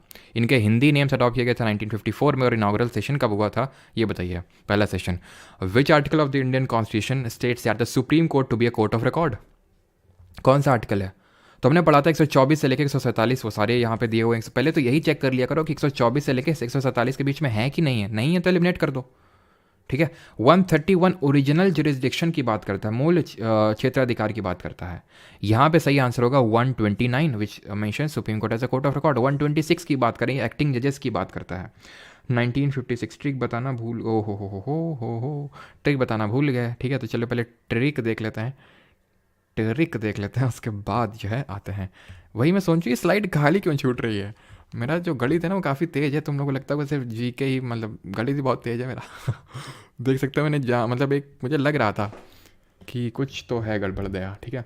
तब याद कैसे रखना, ये हाई कोर्ट के आर्टिकल्स की, वो मैंने सुप्रीम कोर्ट का तो बता दिया था, तो हाई कोर्ट का मैं बता देता हूँ, ठीक है, जल्दी से। एंड दैट इज़, मैं जल्दी से इसलिए बता रहा हूँ, बीच में वो छोड़ के आया, बिकॉज मुझे पता है लास्ट आते आते तक कुछ लोग क्लास छोड़ देते हैं, ठीक है। फिर बोलेंगे सर हमारा हुआ नहीं, क्लास को पब्लिक कर दो, ये वो, तो इससे अच्छा भी मैं करवाता। तो NHRC, आओ जरा आओ, कहाँ पे बुला रहे हो NHRC को? तो आपने बोला आओ NHRC, रेस्ट करते हैं साथ में। कुछ तो गड़बड़ है दया। तो N से कुछ नहीं है, बस ये NHRC बनाने के लिए इसको रखा था। ये है कि there shall be high court, ये है आर्टिकल नंबर 214, ये है आर्टिकल नंबर 215, ये आर्टिकल 216, ये आर्टिकल 217 2017, ये है 218, ये है 219, ठीक है, ये है 220, ये है 221, ये है 222, ये है 223, ठीक। तो इसमें 214, आज सॉरी क्या लिख दिया मैंने,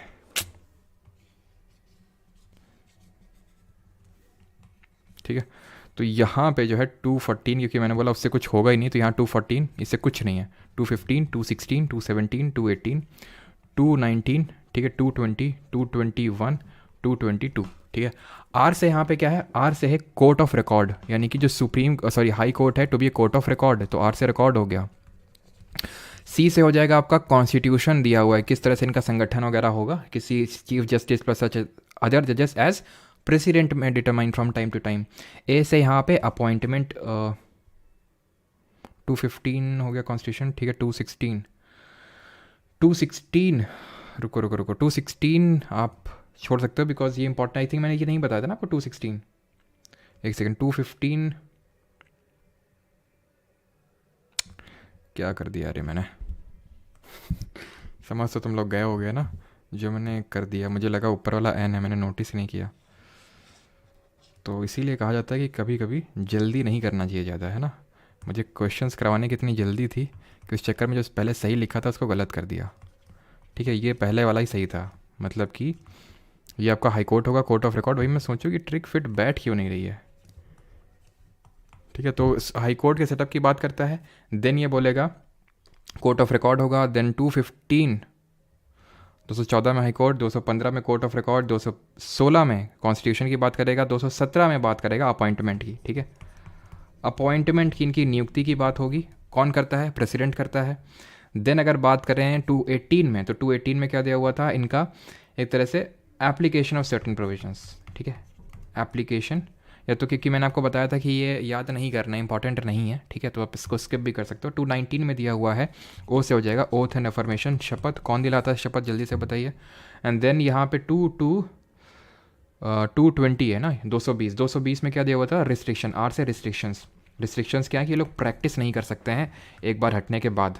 ई से यहाँ पे क्या है, 221 है ना, तो 221 में क्या दिया हुआ था, एमोल्यूमेंट्स, यानी कि सैलरी दी हुई थी, यानी भत्ता दिया हुआ है, ठीक है, ठीक है। तो ये हो गया। देन 222 अगर हम बात करें, नहीं, इसमें कुछ तो गड़बड़ है, रुको 221 सैलरी तो 221 में दिया हुआ ना, तो या तो इसको कुछ भी कर लो, या तो इसको इमोल्यूमेंट बना लो, सैलरी कर लो, या फिर इसको हटा लो और इससे कुछ नहीं होगा, और 221 इसमें कर लो, क्योंकि इसमें से आपको या तो ई या तो एस को हटाना पड़ेगा, इसको ऐसे कर लो। तो ये क्या बात करेगा, सैलरी की, ठीक है, तो ई आपको हटाना पड़ेगा यहाँ पे। एंड देन टी से बात करेगा यहाँ पे 222 में क्या था, ट्रांसफ़र ऑफ जजेस था, ठीक है। और जो ट्रिक है वो यहीं तक है, बाकी के मैंने आपको बताया था, बाकी के वो 230 आर्टिकल और 231 ही थोड़ा सा इंपॉर्टेंट है, बाकी तो और कुछ इंपॉर्टेंट है नहीं बीच के, कि मतलब यूनियन टेरिटरी में जुरिस्डिक्शन को एक्सटेंड किया जा सकता है, ये पार्लियामेंट कर सकता है, और ये है कि स्टेट में जुरिस्डिक्शन को एक्सटेंड किया जा सकता है, ये आर्टिकल 231 में है, बाकी के इंपॉर्टेंट नहीं है बीच के, ठीक है।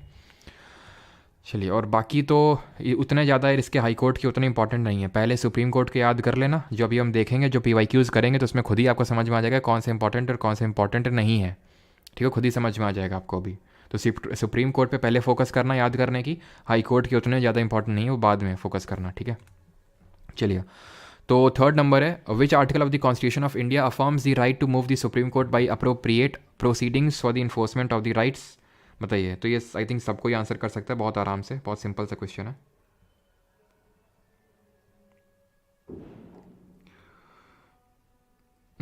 देखो यार, इस पर इसको लेकर ना थोड़ा सा डिस्प्यूटेड चीज़ें, नमन पूछ रहे हैं सर, अगर प्रेसिडेंट 124(3)(c के हिसाब से अपने मन का जज अपॉइंट कर दे तो कॉलेजियम तो बेकार हो जाएगा। देखो, इसी चीज़ को लेकर डिस्प्यूट चलता रहता है, it is not like a perfect line कि अगर इसने जरा सा एक जज का वो नहीं लिया कंसिडरेशन तो ख़त्म हो जाएगा और लड़ाई, क्योंकि थोड़ा सा जुडिशरी भी कभी कभी रिस्पेक्ट करती है, मतलब लेजिस्लेचर की तुरंत लड़ाई मोल नहीं ले लेती है, लेजिस्लेचर भी कभी कभी जुडिशरी की रिस्पेक्ट करती है कि भाई अगर मान लो कि कुछ लॉ बनाया कोर्ट, मतलब लेजिस्लेचर ने, सुप्रीम कोर्ट ने अनकॉन्स्टिट्यूशनल डिक्लेयर कर दिया, जैसे कि हमने पढ़ा 99th अमेंडमेंट को 4th जजेस केस में सुप्रीम कोर्ट ने अनकॉन्स्टिट्यूशनल डिक्लेयर कर दिया, असंवैधानिक। तो ऐसा नहीं कि पार्लियामेंट एकदम 1 on 1 उतर जाएगा कि तुमने कैसे कर दिया और ये वो, ठीक है। तो क्योंकि इतनी भी फाइन लाइनिंग नहीं है, चीज़ें सब्जेक्टिव हैं, इंटरप्रिटेशन पे बेस हैं, तभी भाई जो लोग थोड़े से एडवोकेट वगैरह होते हैं उनको, है ना, हरा पाना मुश्किल है। वो एक क्रिमिनल को भी, जो गिल्टी होता है, क्रिमिनल होता है, उसको भी एक निर्दोष पेश कर देते हैं, होता है ना, आपने टीवी में भी देखा होगा, और जो निर्दोष नहीं होता उसको दोषी प्रूव कर देते हैं। तो बहुत सब्जेक्टिव होती हैं चीज़ें कॉन्स्टिट्यूशन की, तो उतना डीप में आपको जाना नहीं है। तो विच article of the constitution of India, ये कौन सा होगा, आर्टिकल 32, रिट इशू करने का power. Which of the articles is related to the ancillary powers of the supreme court. Ancillary powers, देखिए CGL 2023 में पूछा गया, CPM तो पूछा ही गया। तो पहली बात तो इसको तो एलिमिनेट कर सकते हो, बिकॉज अभी मैंने बताया 124 से लेकर 147 के बीच में दिया हुआ है सुप्रीम कोर्ट के बारे में, तो इसको हम तुरंत ही एलिमिनेट कर सकते हैं, ठीक। और अब बचते हैं ये, तो ये बात करता है advisory jurisdiction of supreme court, जहाँ प्रेसिडेंट एडवाइस लेने जाता है, तो ये तो नहीं होगा, आंसर यहाँ पे ऑप्शन नंबर डी होगा, 140, ठीक है। 140 में दी हुई एंसिलरी पावर्स, जिनको हम लॉ मेकिंग पावर्स बोलते हैं। Fifth, which of the following can make provisions for ancillary powers of the supreme court. कौन प्रोविजन बना सकता है एंसिलरी पावर्स को लेके, तो इनको लेके कोई भी काम कौन करता है, पार्लियामेंट करता है, सिंपल। प्रेसिडेंट आता है हाई कोर्ट में कि उनकी स्ट्रेंथ डिटरमाइन करेगा, और भी जो कुछ चीज़ें करता है, ये चीज़ ध्यान रखना। और एक चीज़ मैं आपको आई थिंक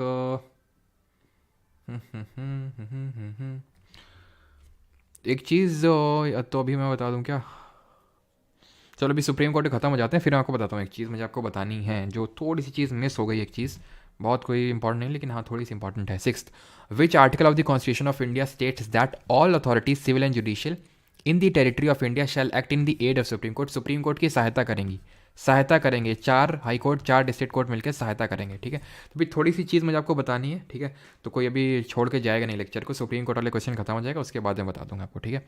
तो आर्टिकल नंबर 144 आंसर हो जाएगा इसका, ठीक है, क्लियर। अच्छा ये बताइए आर्टिकल नंबर 44 में क्या दिया हुआ है, अनुच्छेद नंबर 40 में क्या दिया हुआ है। और देखिए इनको तो एलिमिनेट कर ही सकते हैं, इनको भी कर सकते हैं, क्योंकि 124 और 147 के बीच में है ही नहीं, ठीक है, simple. Seventh, which article of the constitution of India empowers the supreme court to review its own judgment. खुद का जो जजमेंट है उसको रिव्यू कर सकता है, रिव्यू इट्स ओन जजमेंट। 135, 136, 137 या फिर 138। यहाँ पे मैंने कुछ क्वेश्चन पूछा था ना, हाँ, कि 44 जो है वो किसकी बात करता है, ये मैंने पूछा था ना। 44 बात करता है यूनिफॉर्म सिविल कोड की, ठीक है, यानी कि समान आचार संहिता। और इसका सही आंसर क्या होगा, रिव्यू कर सकता है खुद के जजमेंट को। आर्टिकल 137, 136 किसकी बात करता है, स्पेशल लीव की बात करता है। 135 किसकी बात करता है, वो इंपॉर्टेंट नहीं है, कि जो फेडरल कोर्ट रहा करता था उसकी पावर्स, वो सब इंपॉर्टेंट नहीं है, ठीक है, आंसर ये होगा, क्लियर। और इसमें हुआ लिखा हुआ एनलार्जमेंट ऑफ जुरिस्डिक्शन का न्यायाधिकार कौन बढ़ा सकता है, पार्लियामेंट। आपको बहुत ज़्यादा मतलब एकदम बर्डन फील नहीं करना कि 135, 36, 37, 38 कितना एक सारा याद करना है, इतना सारा याद नहीं करना है आपको, ठीक है। ये मैंने जो बताया था बस उसको सुन लेना है, उसमें जो चीज़ लिखी। इंपॉर्टेंट कौन से मैं फिर से बताता हूँ, 124 वाला इंपॉर्टेंट है, ठीक है, 25 वाला भी थोड़ा इंपॉर्टेंट है, 126 वाला उतना ज़्यादा इंपॉर्टेंट नहीं। अगर मैं एकदम ही कोर बोलूँ, core 124, 129, supreme court to be a court of record, original jurisdiction of supreme court, advisory jurisdiction of supreme court, ancillary powers of supreme court, ठीक है। और जो भी मतलब कुछ ऑर्डर डिग्री पास करता है वो बाइंडिंग होगा सभी कोर्ट में। 141, 144 क्या 144 में क्या पढ़ा था? 144 तो अभी पढ़े हैं कि ऑल सिविल एंड जुडिशियल, वो उनको अथॉरिटी, उनको मतलब एक तरह से उसकी एड में एक्ट करना है। और 142 में क्या था? 142 में था कंप्लीट जस्टिस। तो अगर मैं बोलूँ 1 2 3 4 5 6 7 8, ये 8 आर्टिकल एकदम कायदे से रटे होने चाहिए आपको, बाकी ऑप्शनल टाइप है, ठीक है। तो आते हैं अगले वाले पे, और ये भी थोड़ा दे इसमें इंक्लूड कर लेना 137 वाले को भी, 9 आप बोल सकते हो 137 वाला भी, कि सुप्रीम कोर्ट जो है अपने ही ऑर्डर को रिव्यू कर सकता है। जजेस of the supreme court are appointed by the president under which article of the constitution? सर्वोच्च न्यायालय के न्यायाधीशों की नियुक्ति भारत के संविधान के किस अनुच्छेद के तहत राष्ट्रपति द्वारा की जाती है? तो नियुक्ति होगी भाई, सुप्रीम कोर्ट पूछा है ना, तो 124, सिंपल, बहुत आसान क्वेश्चन है तो। 9th देख रहे हैं, मतलब सीपीओ और दिल्ली पुलिस में दोनों में रिपीट हुआ है। 9th, which of the following articles of the constitution of India was invoked by Kerala government to file a petition against this CA के अगेंस्ट? तो मैंने बताया नहीं था, छत्तीसगढ़ और ने गवर्नमेंट ने तो केरल भी गया था इनके खिलाफ, ठीक है। और ये क्या था? ये हमारा ओरिजिनल जुरिसडिक्शन 131। अगला क्वेश्चन करिए।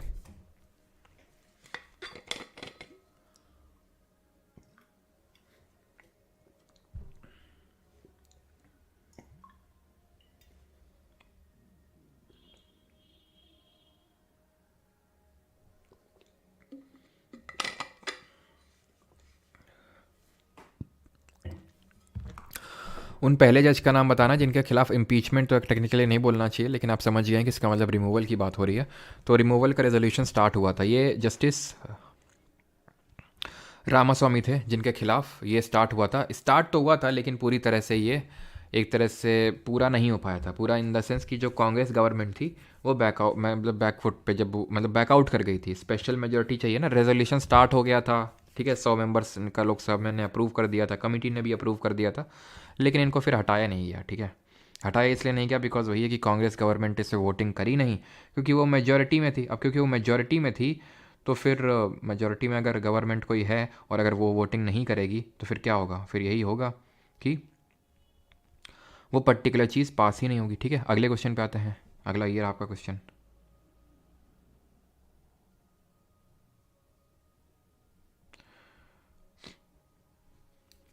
ठीक है।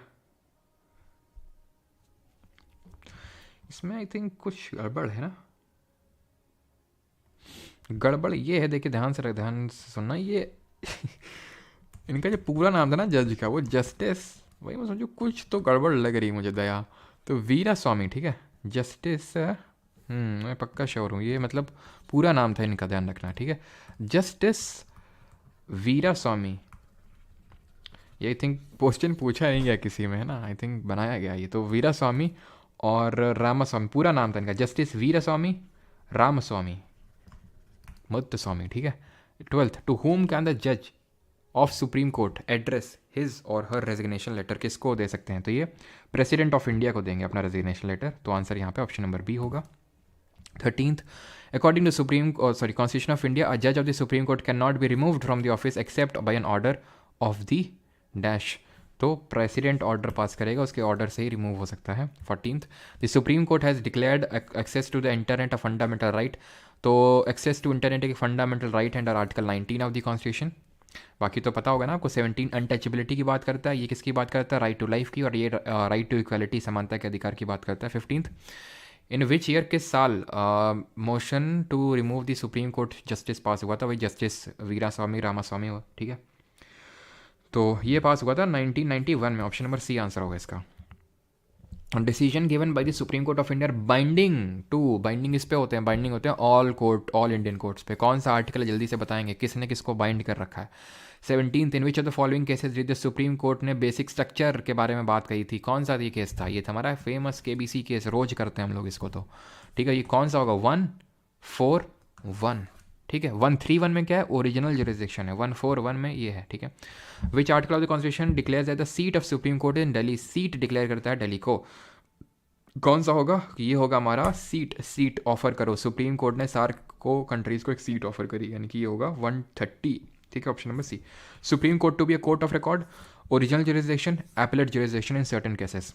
19th, which of the following, which one of the is the largest, which one is the largest appellate court of India, यानी कि सबसे बड़ी अपील करने की कोर्ट कौन सी, जहाँ पे ये सब इसके बियॉन्ड आप कर ही नहीं सकते अपील, इसके ऊपर कोई है ही नहीं कोर्ट जहाँ पे अपील कर सको, दैट इज सुप्रीम कोर्ट। ठीक, एंड ये हम देख चुके हैं, आई थिंक क्वेश्चन गाइडलाइंस। ठीक है, ये क्वेश्चन कल देख चुके हैं, डी के बासु गाइडलाइंस होगा। ठीक है इसका। चलिए, तो इन क्वेश्चंस को आप करेंगे, ये आपके होमवर्क क्वेश्चंस है। ठीक है, अब यहाँ पे मैं स्टार्ट करने से पहले हाई कोर्ट को एक चीज़ थोड़ी सी एक्सप्लेन कर देता हूँ आपको। ठीक है, उसके बाद हाई कोर्ट के कुछ देख सकते हैं, बहुत चुनिंदा क्वेश्चन है, मात्र गिने चुने क्वेश्चंस हैं। ठीक, तो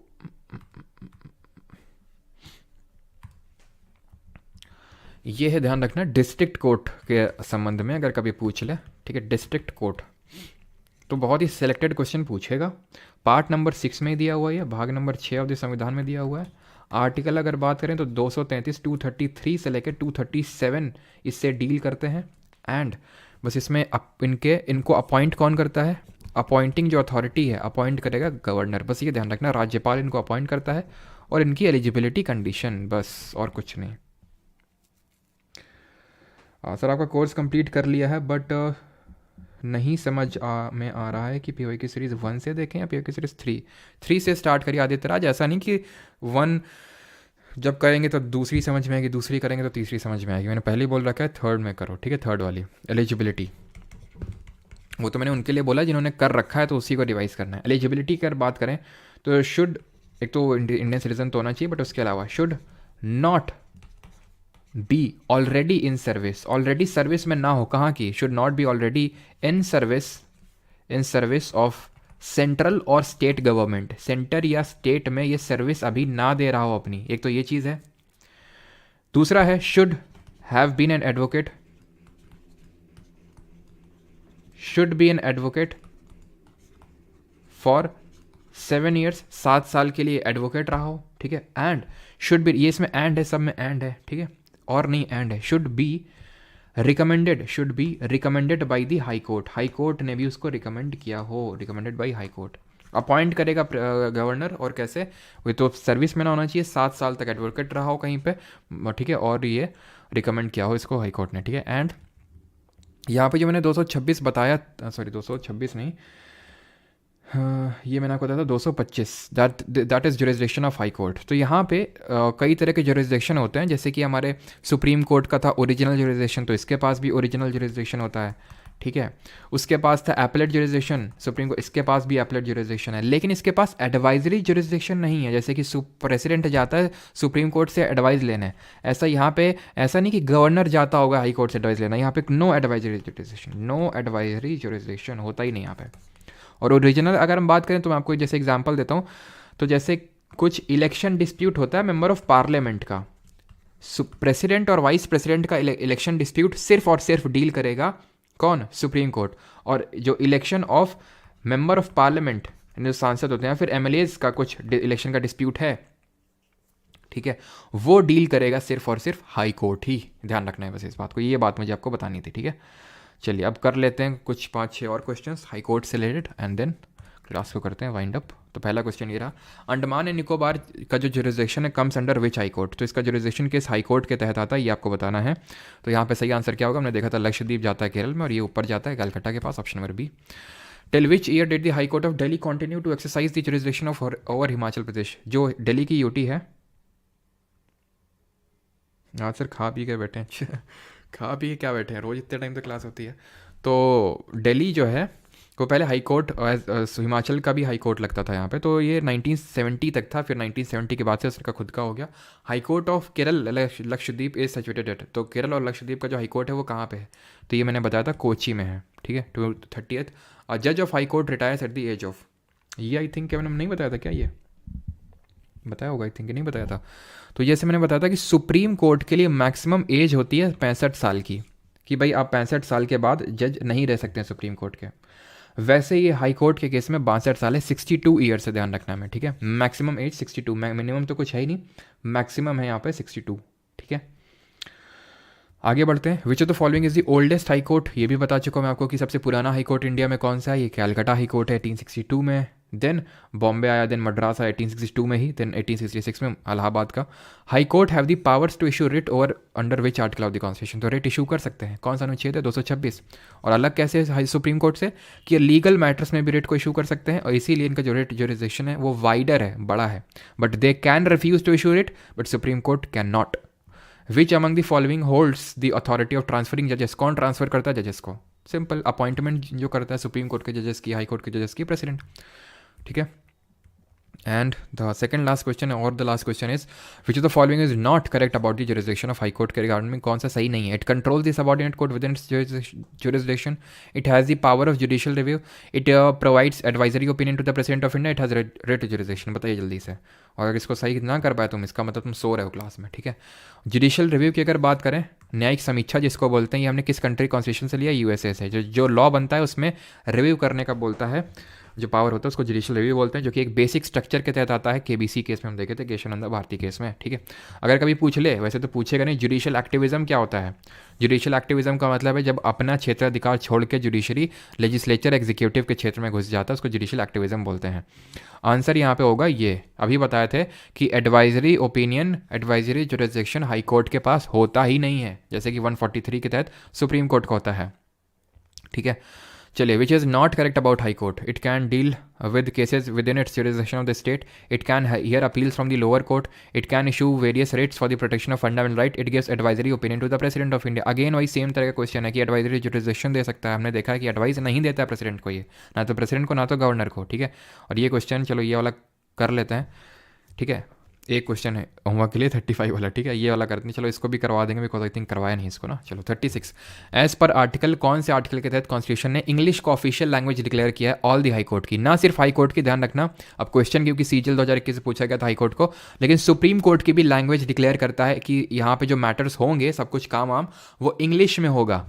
ये आर्टिकल नंबर कौन सा बोलता है, 329, 336, 315, 348, 348 सब क्लॉज 1 ये बोलता है। एंड उसने ये भी पावर दे रखी 348 सब क्लॉज 2 में कि गवर्नर अगर चाहे तो वो किसी और लैंग्वेज को भी परमिट कर सकता है हाई कोर्ट में, जैसे कि हिंदी को परमिट कर सकता है, या फिर वहाँ की जो कोई लोकल लैंग्वेज होगी उसको भी परमिट कर सकता है, ठीक, क्लियर। और 35 क्वेश्चन अगर बात करें, यहाँ से नहीं बल्कि ये फंडामेंटल राइट से रिलेटेड है। ये आर्टिकल नंबर 22 पढ़ा था वहाँ पे कि protection against arrest and detention.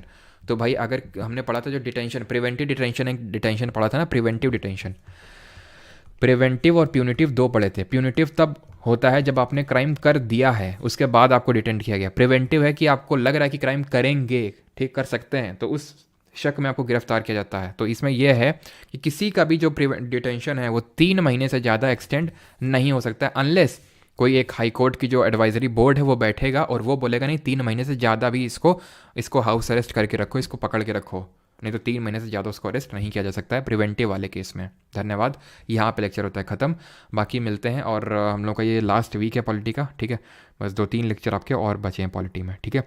Best of luck for IB exam, ज़्यादा मैं आपका टाइम नहीं लूँगा। जो लोग IB के लिए प्रिपेयर कर रहे हैं अच्छे से जाके एग्जाम दें। 8840286735 में व्हाट्सएप कर सकते हैं, ठीक है, अपने जो भी क्वेश्चंस आपको याद रहेंगे। एंड वही है कि अच्छे से अटैम्प्ट करिए पेपर को, और बस काम एंड कूल एंड कंपोज होकर एग्जाम देंगे तो ऑब्वियसली मतलब बहुत आसानी से आप बोल सकते हैं, मैं बोल सकता हूँ कि जो आपने पढ़ा है उसको परफॉर्म करेंगे। मैं ये नहीं बोल रहा हूँ बहुत आसानी से आप एग्ज़ाम क्लियर कर लेंगे, लेकिन हाँ आप अपना मैक्सिमम आउटपुट वहाँ पे देंगे, ठीक है।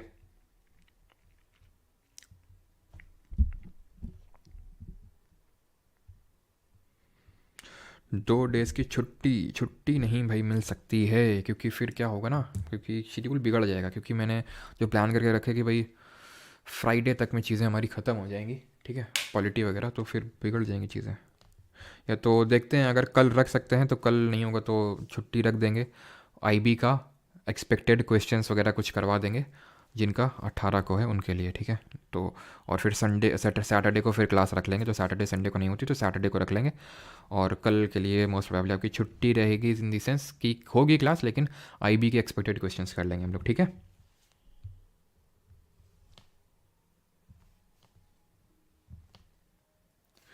मान लीजिए दो कैंडिडेट एलिजिबल हैं सीजीआई के लिए, प्रेसिडेंट किसको अपॉइंट करेंगे, और दूसरा अपॉइंट नहीं होने पर अपील करता, नहीं नहीं कोई अपील नहीं कर सकता ज़ीशान अख्तर, कोई अपील नहीं, ठीक है। वो यूजुअली ये देखा जाता है कि जो सीनियर होगा फिर उसको अपॉइंट किया जाता है, जो बड़ा होता है। हाँ ठीक है, छुट्टी दे दी भाई, कल आईबी के रिलेटेड ही क्वेश्चंस करेंगे हम लोग, ठीक है। हाँ कल एक्सपेक्टेड क्वेश्चंस ही करवाएंगे कोमल, वो जो आईबी का जो भी होगा ना कल उसके बेसिस पे, लेकिन यार भेज भेज देना जिन लोगों का कल होगा, ठीक है। तो जब मिलेंगे क्वेश्चन सभी करवाएंगे, ठीक है। थैंक यू सभी को। कल शाम को ही इसी टाइम पे, और हो सकता है दोपहर में भी मैं क्लास रखूँ, है ना, मतलब उसकी जो एक्सपेक्टेड क्वेश्चंस वगैरह होंगे, ठीक है। Thank you. और टेलीग्राम को ज्वाइन कर लेना सब लोग।